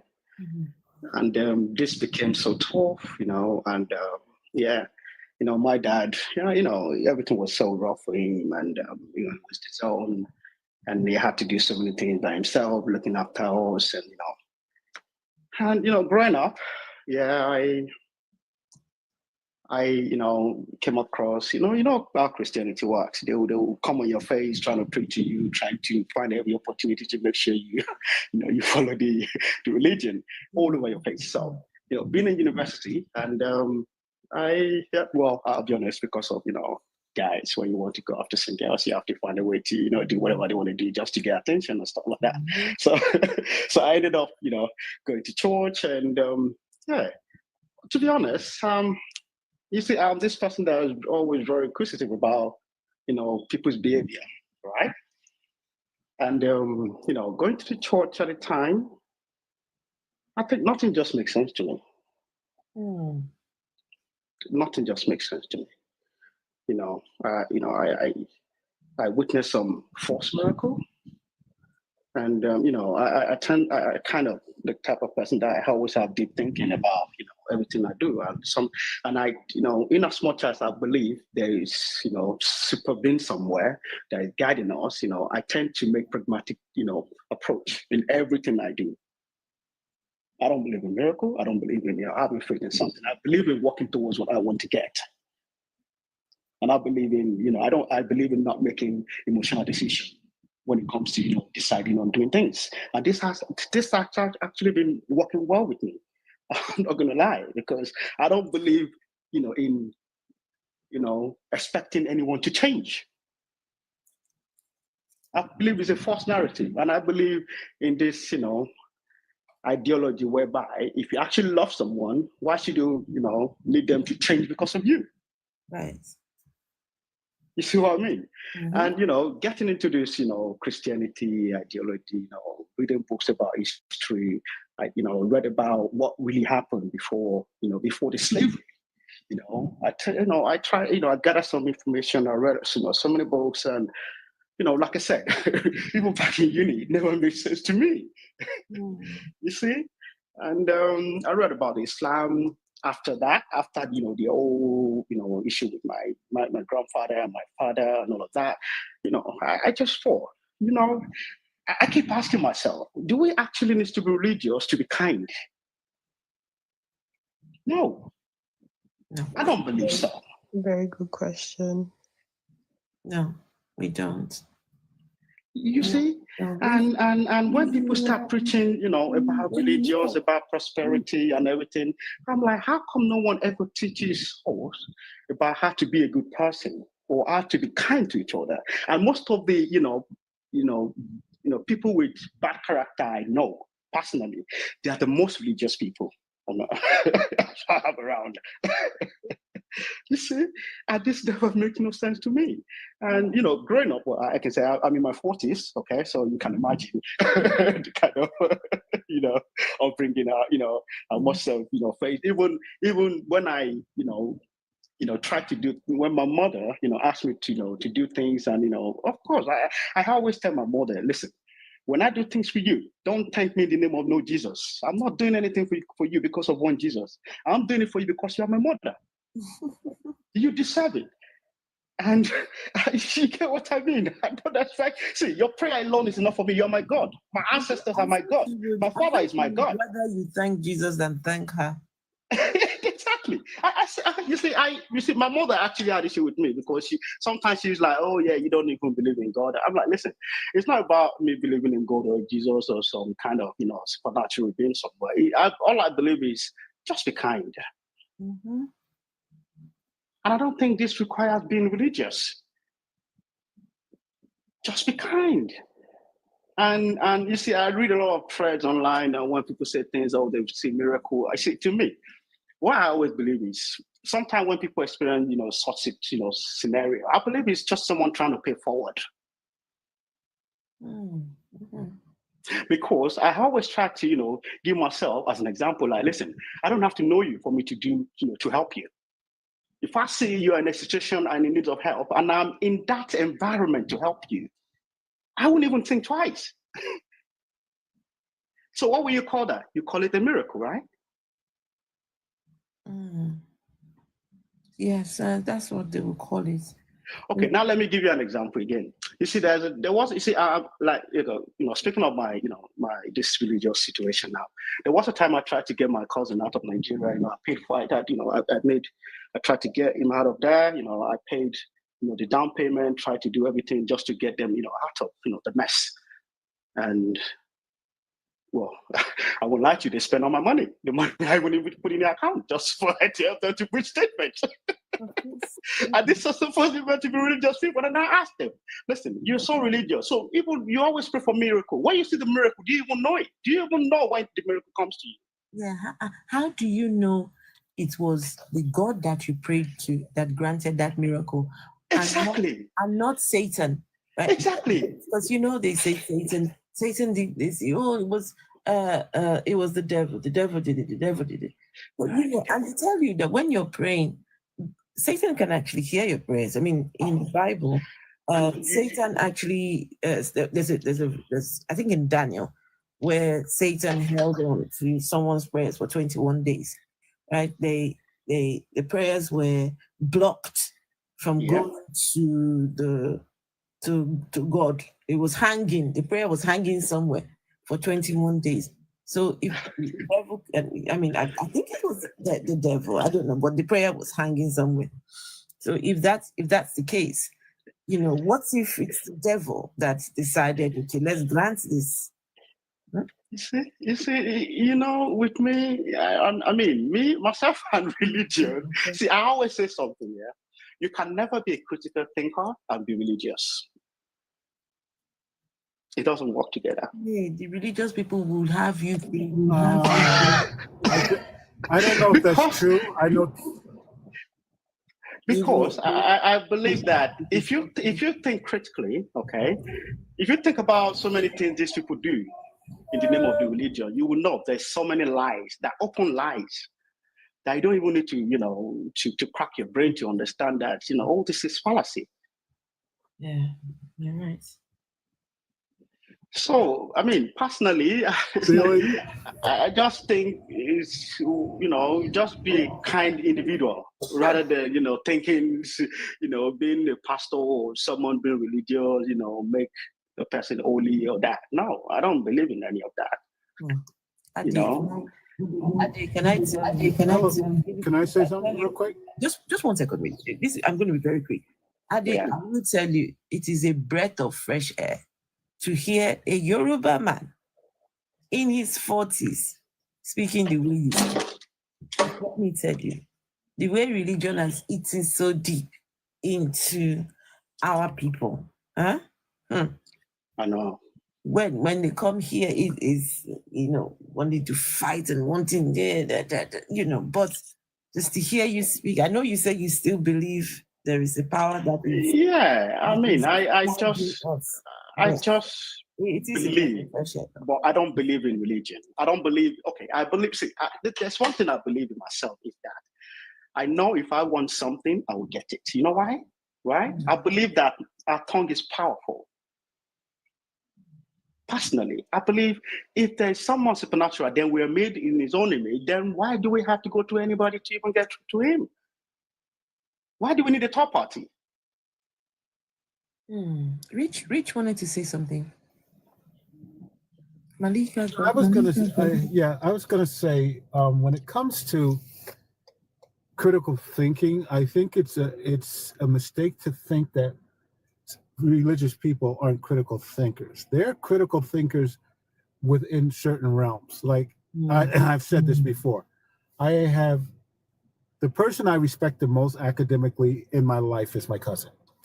She's 6 years older than me, and she was my guide. This woman was totally accomplished. I'm talking about like who's who of college, high school students the year she graduated from high school. She was the top in her class. She went to Cornell University. She was high honors there. She went to the University of Chicago.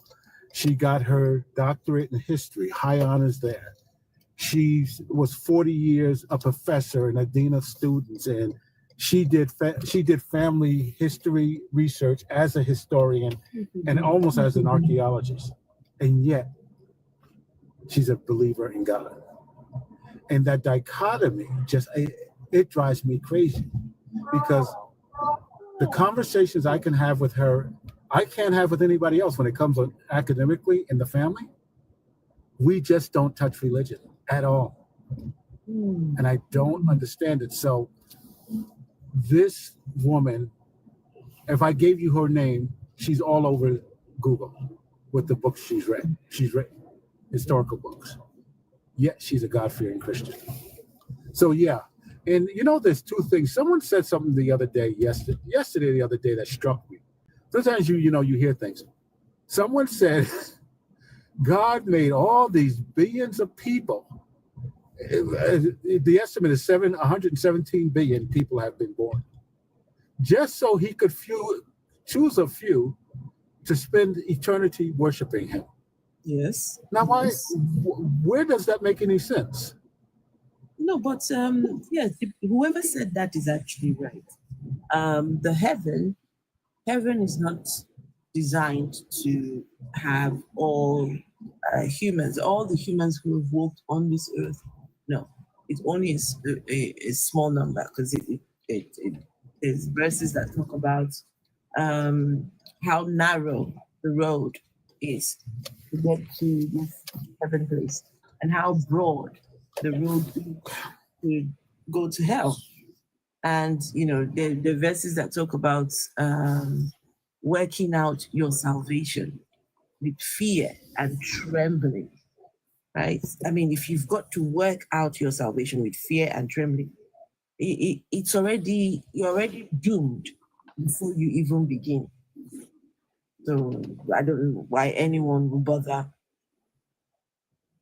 Yeah. So, and another thing, I say, why would anyone serve a God that wants you to love him more than your own children? No thanks.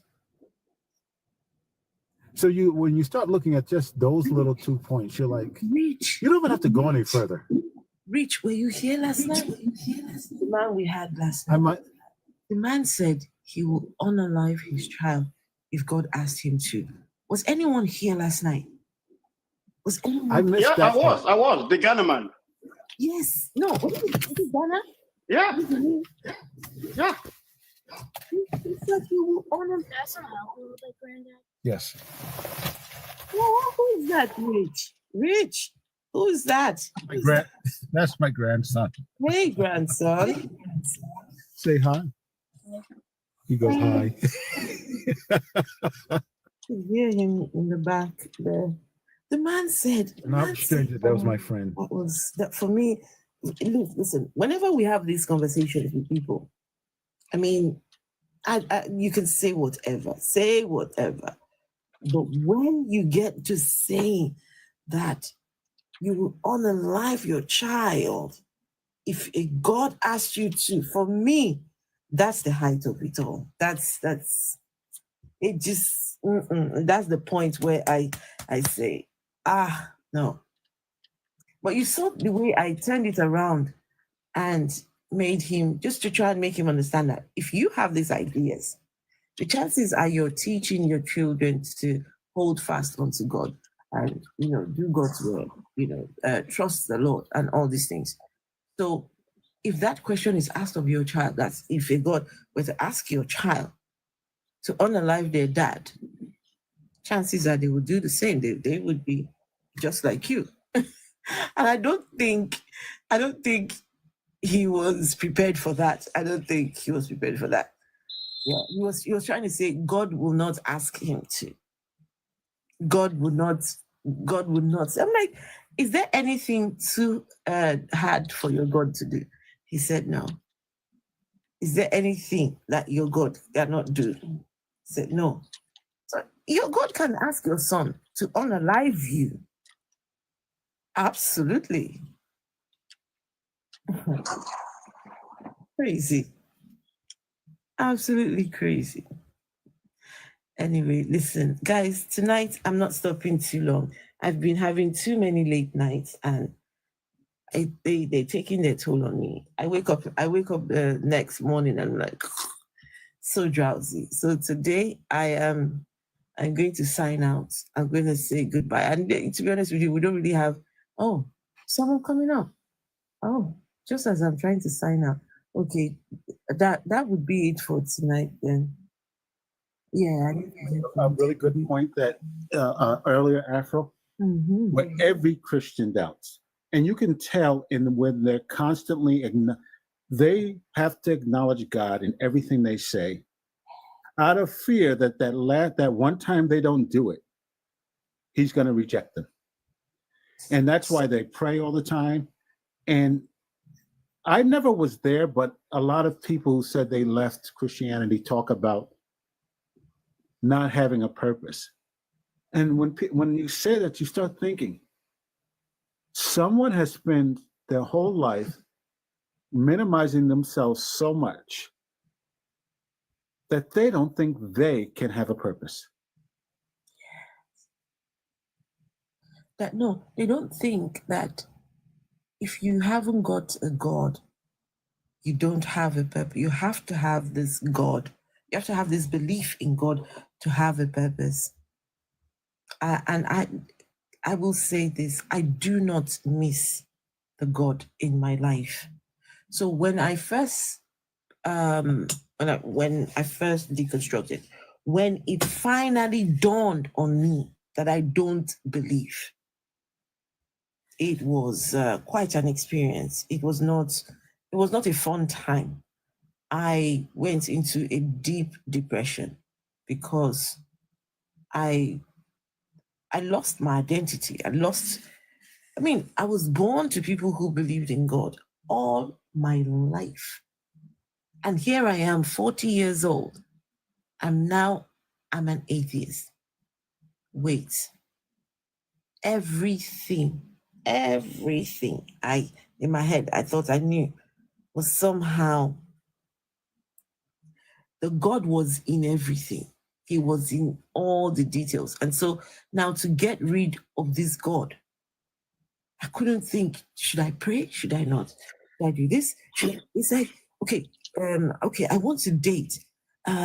So dating, wait, hold on. What am I supposed to be looking for in a date? Everything. I had to question everything. And for me, I think the best part of getting rid of God, I always had a fear of God, a very active fear of God. This is how God was taught to us, right? We were told to be afraid of God. So for me, God was a very fearful character. There was no messing. I would judge myself before God judged me. That's how I operated. And so when I did something wrong,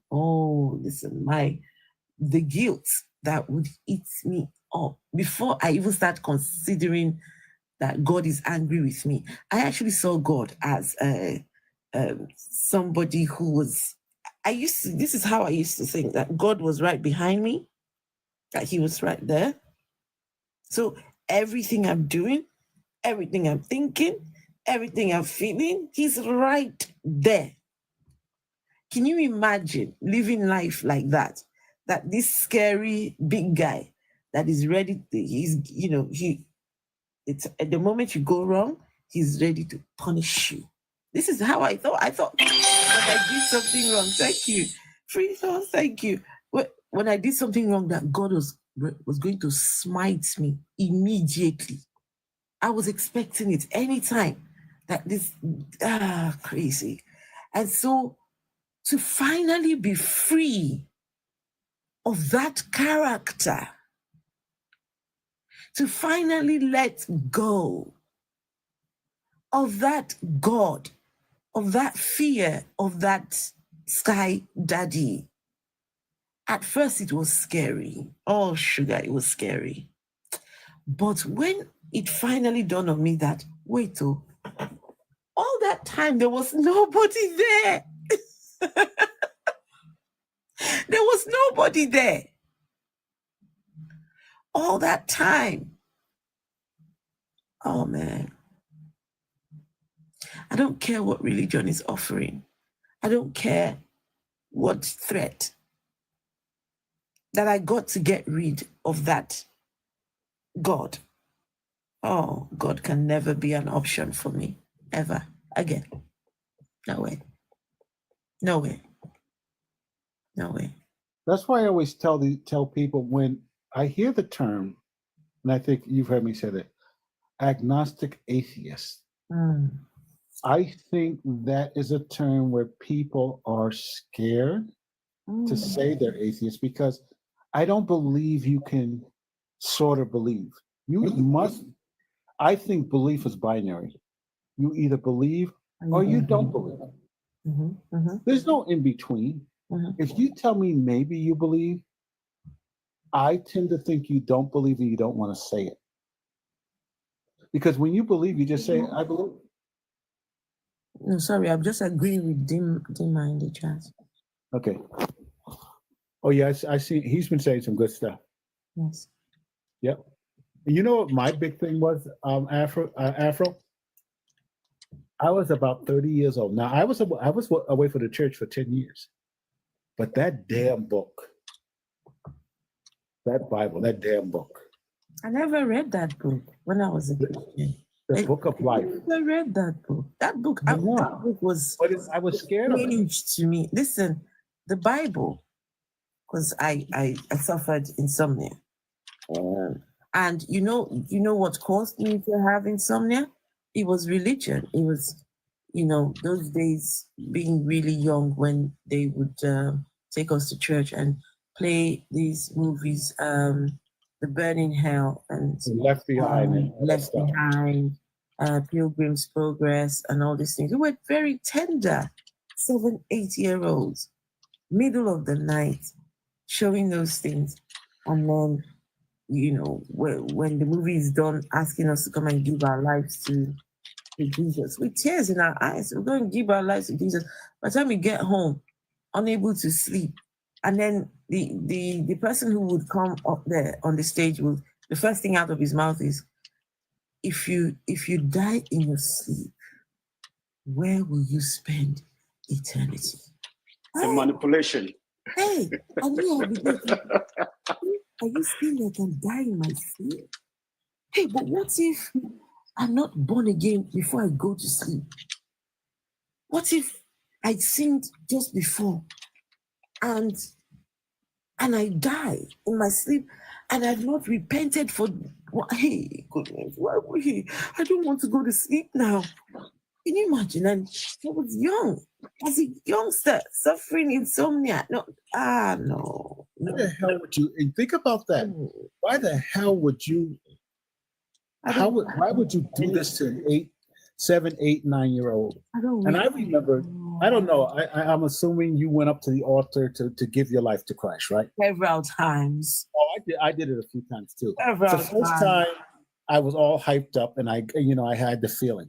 But the thing is, when I left the church, I truly believed that first time everything was going to change. I wasn't going to want to do the things. And listen, I'm about 12 and 13. So all I'm thinking about is smacks. Of course. So I thought that God would take the feeling from me.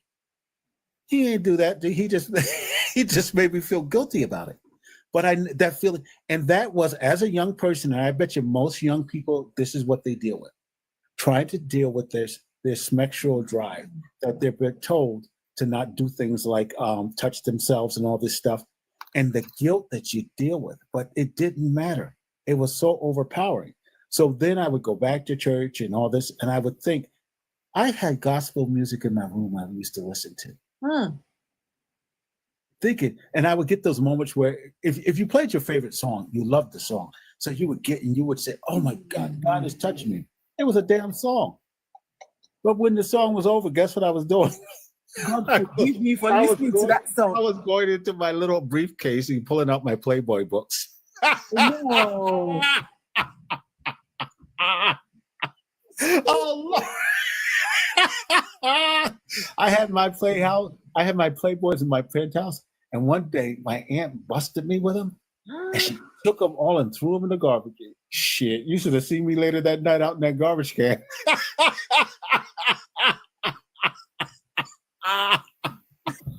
I laugh so hard thinking about that now.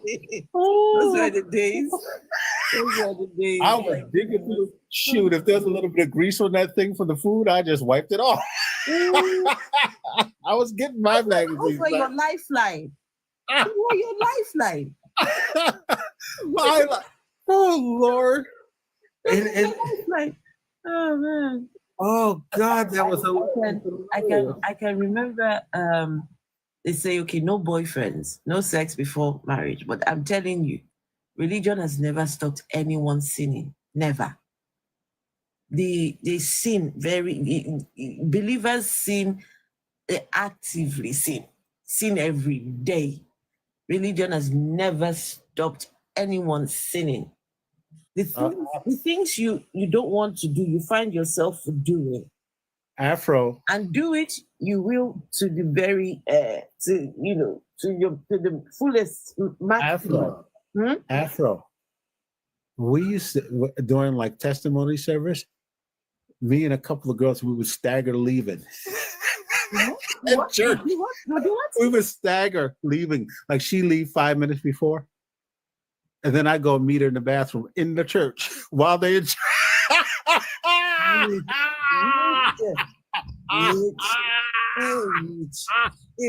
Oh my God.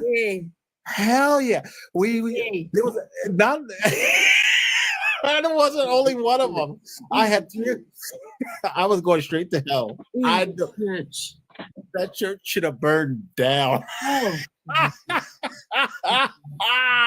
I remember going to see, go to see my boyfriend, right?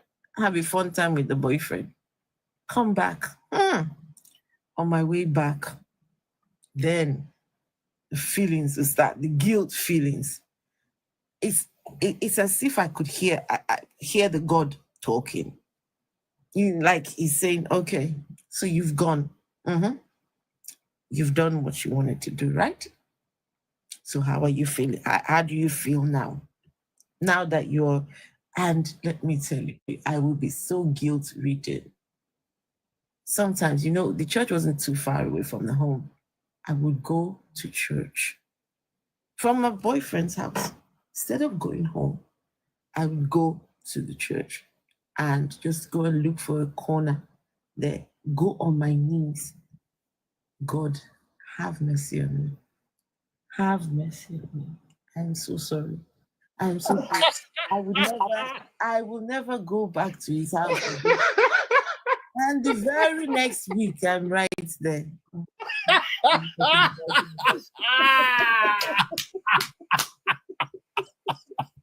Very next week, I'm there. We're going to do it again. We'll come and cry again to God. God, have mercy on me. Oh Lord. Yeah, this is what we did. But I did break up with him though. I did break up with him because I did. I broke up with him and I said, the reason why I'm breaking up with you is because I want to be serious with God. And he said to me, but we can both be serious. We can both be serious together now. You don't have to break up with me for that reason, unless you're trying to break up with me for a different reason. I said, no, I mean it. I really want to be dedicated to Christ, and you can't be a part of that journey. You can't. He said, okay, maybe you can win me over to Christ. I said, no, everybody has to do their own thing for themselves. He honestly did not believe that I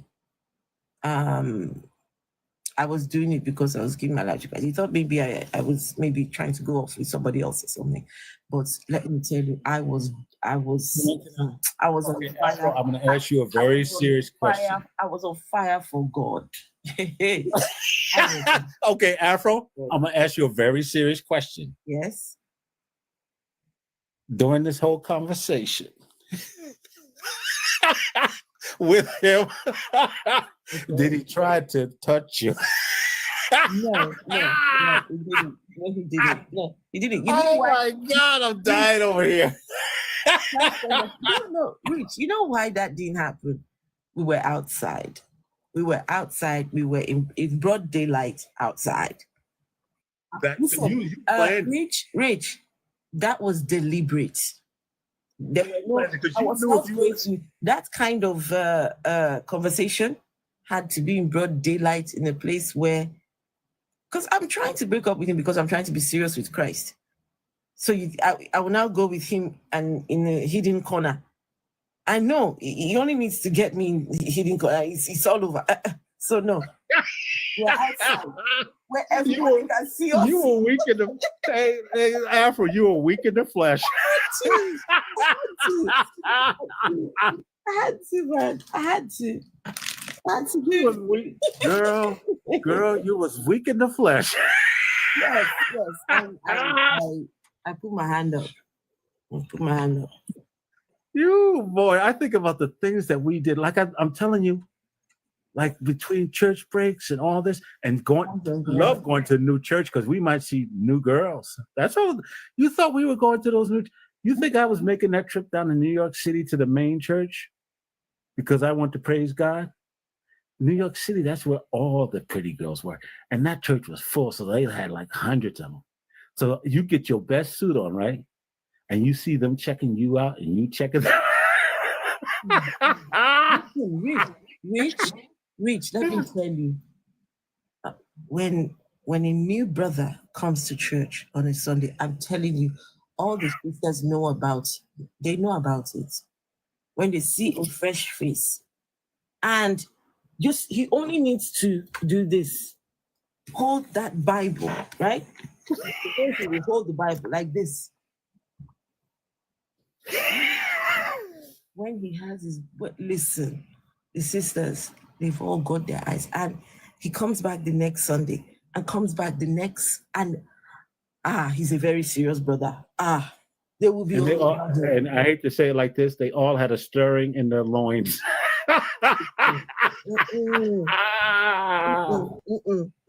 All over the guy. They would be all okay. I do have a question for you, Rich. Yeah, I'm here.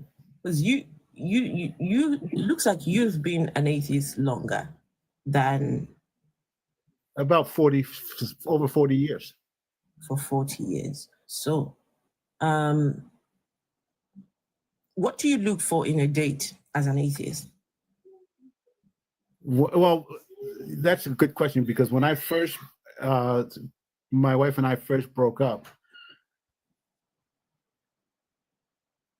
would go out. That was one of the first things.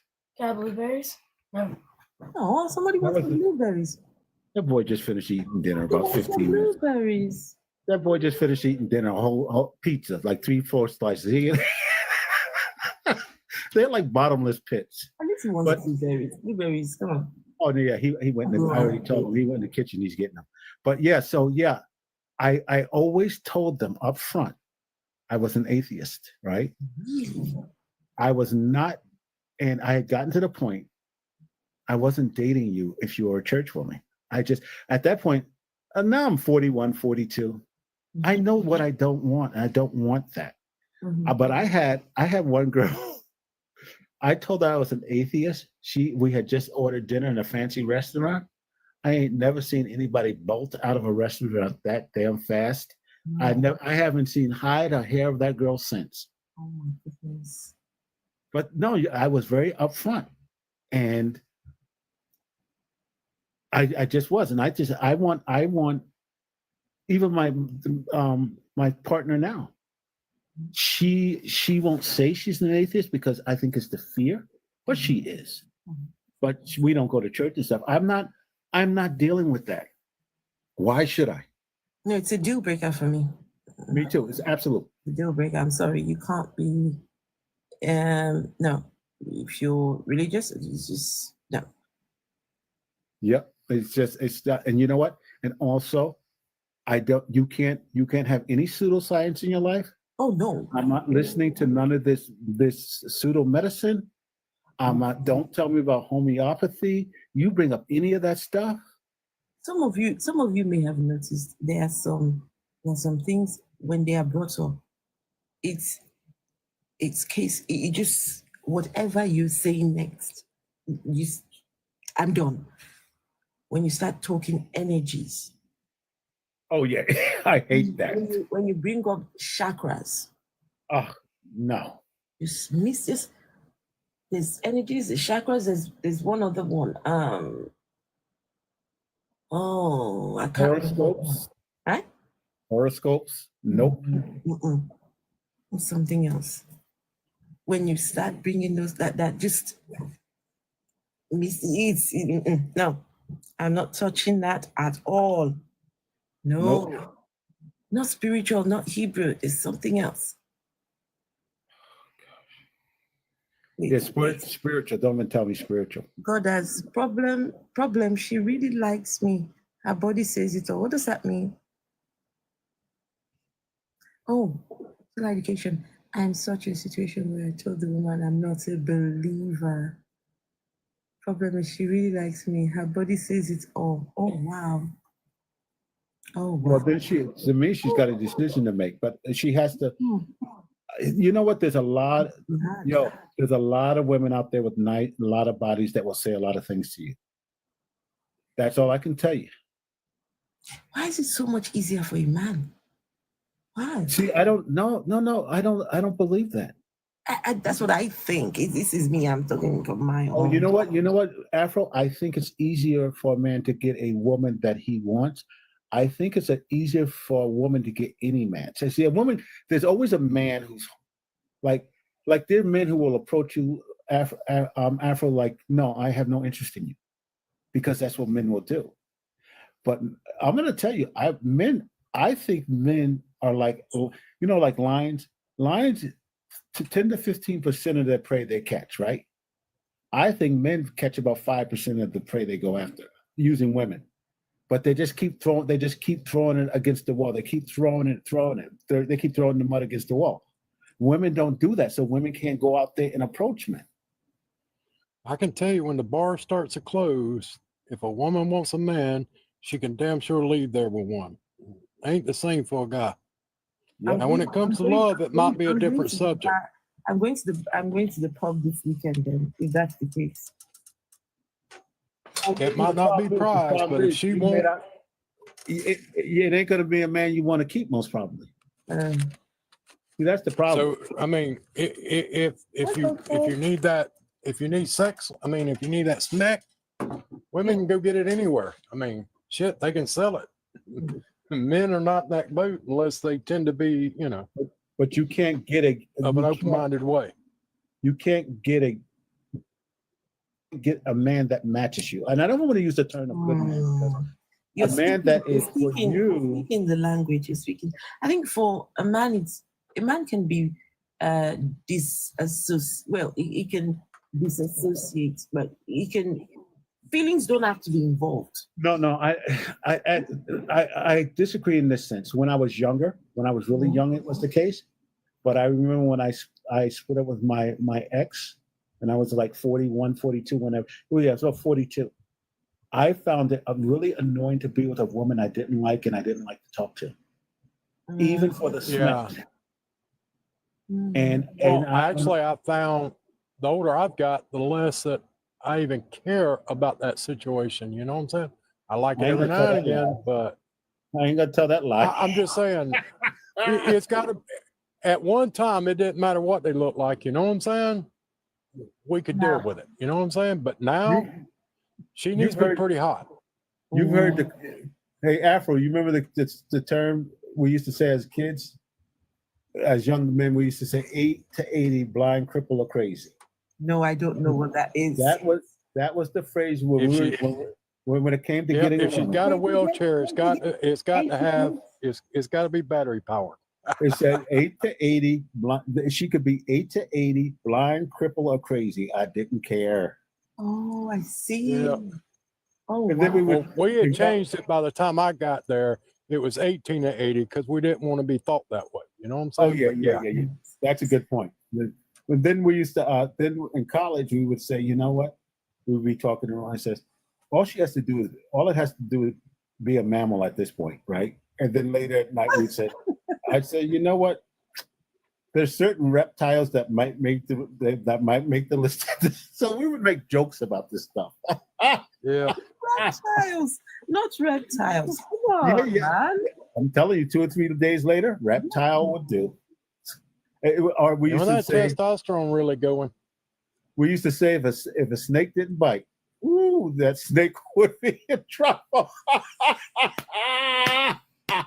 Or don't forget to check that hole for ants and snakes. We would say all these crazy things. We would be dying. Yes, my goodness. We would be laughing our asses off. But shoot, we were serious because we were young, and that's what we wanted. Yeah. At that point, that's all you're really thinking about. You didn't have to like it. You didn't have to like the individual. It was going to come out good on your end. When you're religious, right, and that you're in that period of your life, the religion will tell you. They only tell you do not. They don't tell you how not to, right? So you've got these physical needs. You struggle with these every night. You struggle with it every day. You struggle with it. You only need to look at the man or look at the woman and, yeah. But the pastor just stands on the pulpit and just tells you, no sex before marriage. But there is no manual. There is no how to not engage with your feelings. So what are you supposed to do? It's so stupid. Not to do it. And then, well, if you go by the Bible, if you go really by the Bible, you can't even take care of that situation yourself, which is even more screwed up. So, what do you mean you can't take care of it yourself? Oh, no, but there's nowhere in the Bible that says you cannot take care of it yourself. Yeah, it does. It says it's better to go. It's better to go in the belly of a whore than to go on the ground. Oh, okay. That's all right. Okay. Well, so James, I fixed that. I never let me stop. I was about to say too much.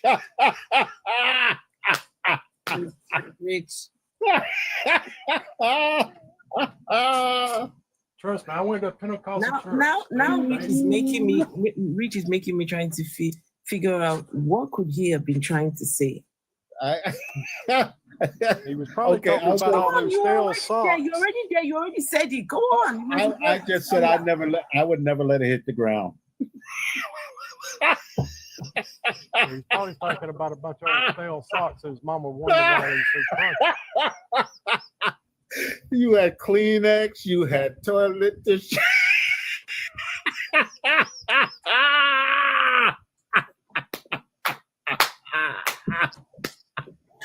Oh, Lord. And after you finish, you would pray. And put the gospel music. Put the gospel music back on. That's false. That's oh no. Oh Lord. Yeah. Oh, that's foul. Listen, do you know, Rich? Do you know that some couples, Christian couples, pray before they engage? They pray. Well, the Muslims do. The Muslims have a prayer for. They have a prayer for everything, but they've got a special prayer for before they do the thing. But some Christians, before they go ahead and do it, they would commit it into the hands of the Lord.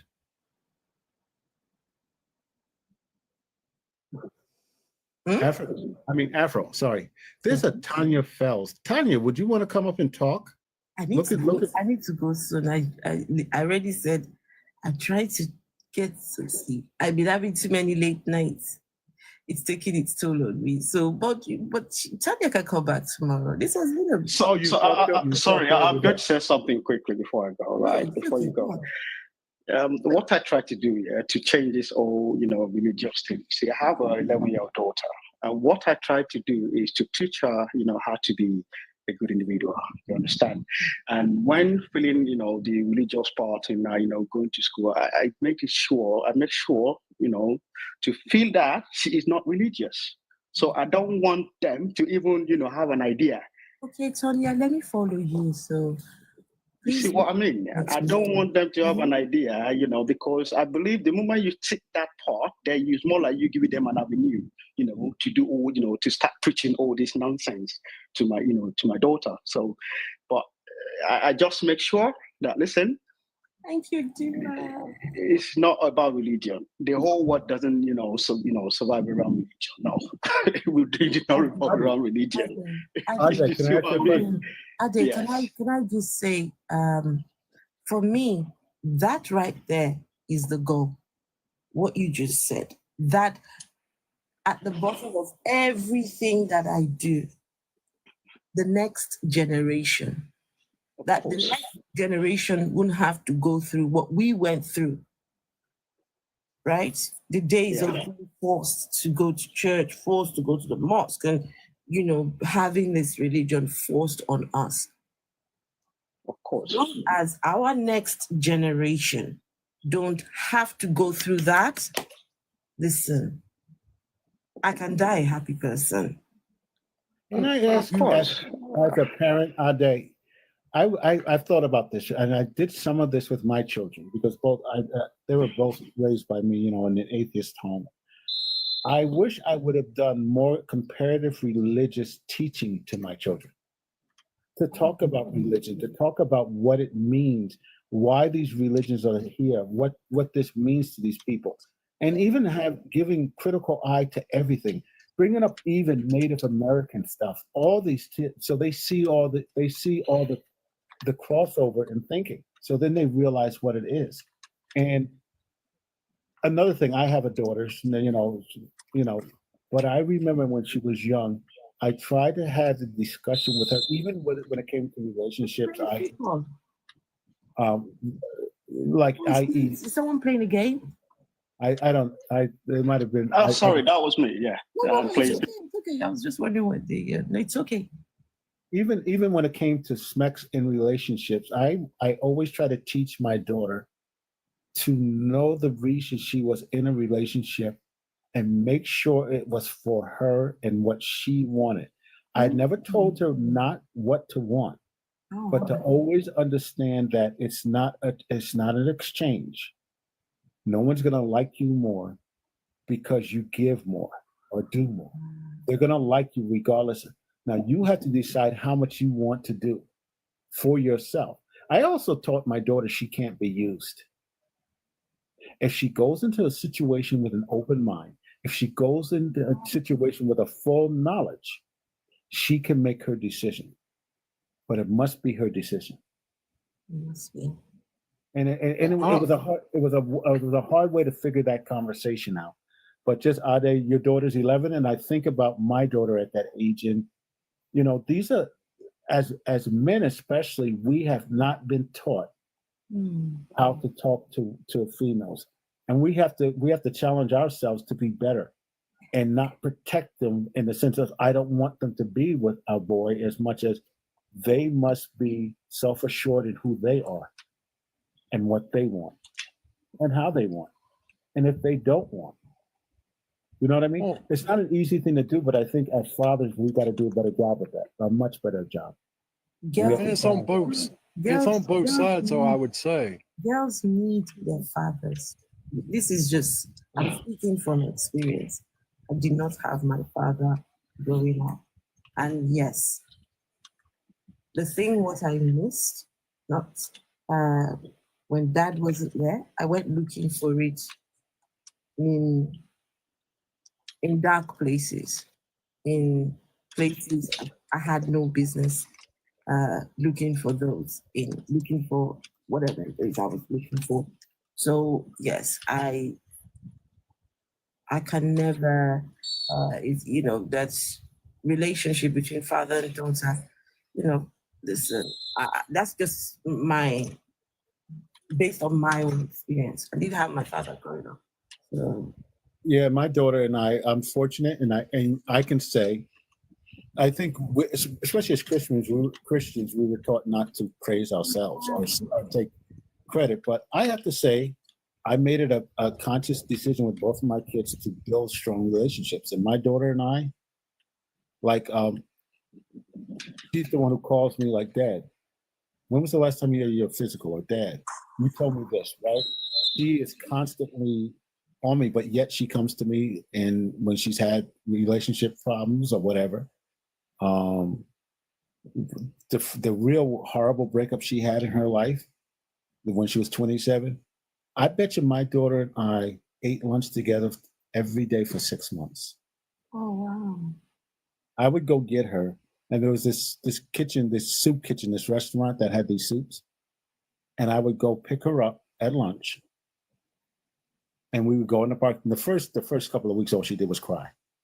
We would sit in the car for a half hour, and she would sip a little, or I'm telling you, she would call me from the bathroom at her job. And I just think as a man, you must avail yourself to your daughter like that. I never judged her.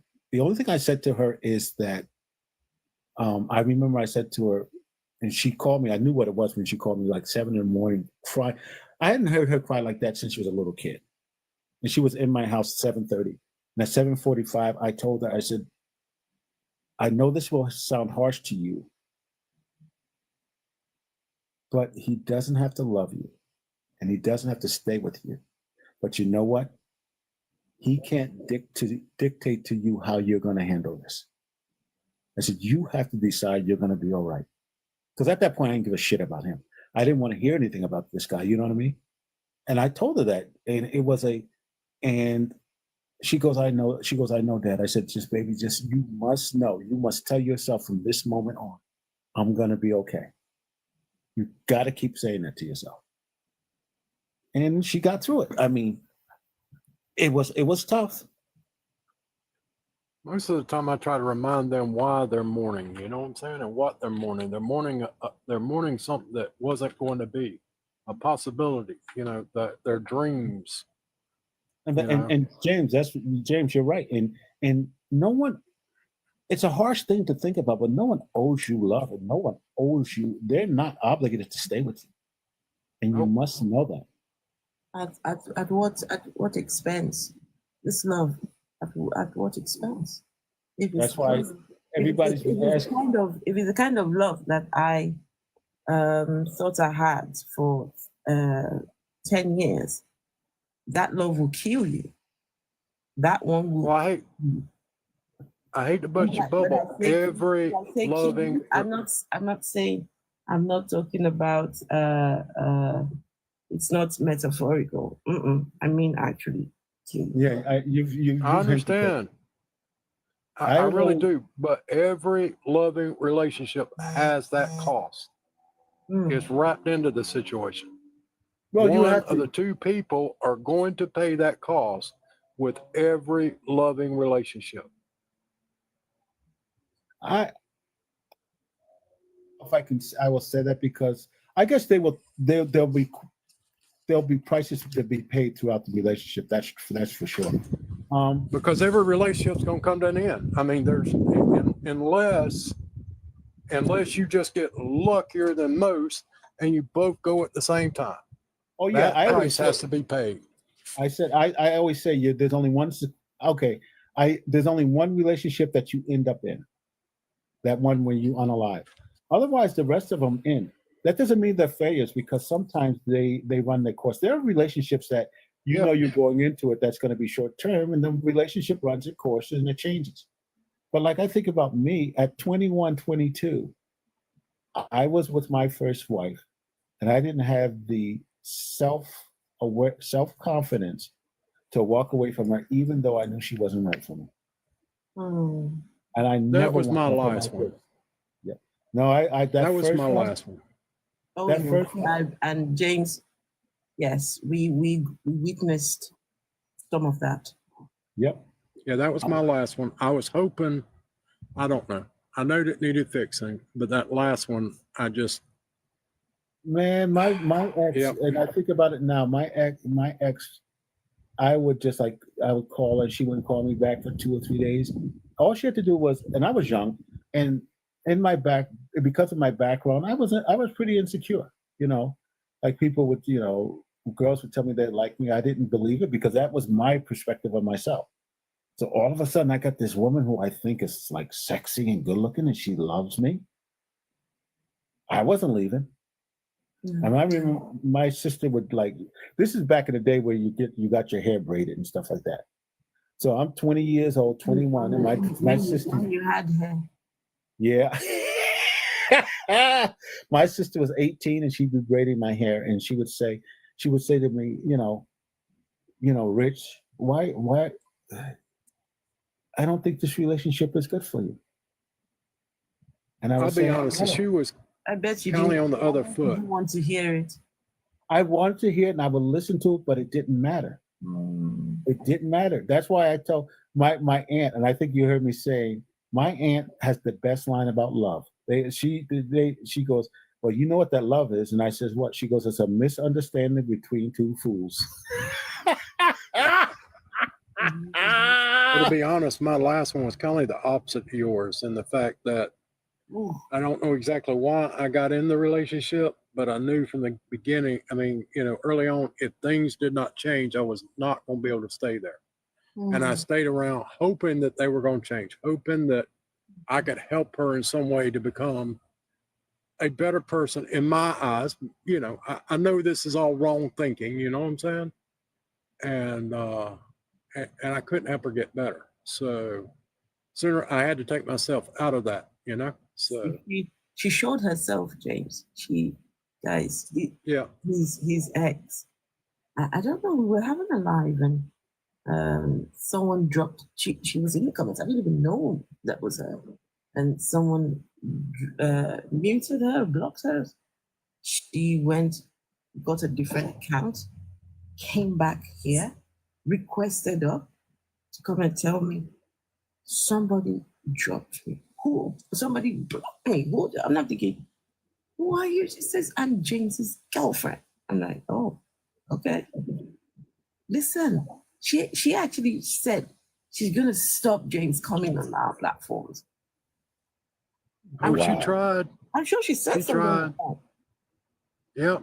She'd get mad every time I was in Reggie's or yours, or she was convinced that I was after some of y'all. You know what I'm saying? Oh, really? Oh man, there's nothing worse than a jealous person. There is nothing worse. Yeah. Oh, yeah. They are dangerous. And unfortunately for women, too many times they find out how dangerous a jealous man is. And that's the one thing I taught my daughter. If a boy or a man at this point, I don't care what he does. And if he says to you in the beginning of the relationship and you're going out with your girlfriends or whatever, baby, why don't you just stay here with me? If he makes that statement one time, get rid of him. He's no good. Oh, wow. Insecure. And what he's doing is and you know the way this works, Afro, he's molding her to be set up for his control. There you go. As soon as they see it, and she says, yeah, Dad, this guy told me that. And she goes, I remember what you told me. And she goes, I ended it. I said, I don't care how sweet it seems. Baby, you don't have to go out with your girlfriend. You can stay with me. If they make that statement one time, he ain't worth shit. Anyway, gentlemen, I need to go. Okay, I'll let you get going. Thanks for the conversation. We'll talk with y'all later. Let me go running these streets. Always a pleasure. Everyone, thank you all so much. We'll hopefully be back again tomorrow. Good night, everyone. Night. Good night. Good night.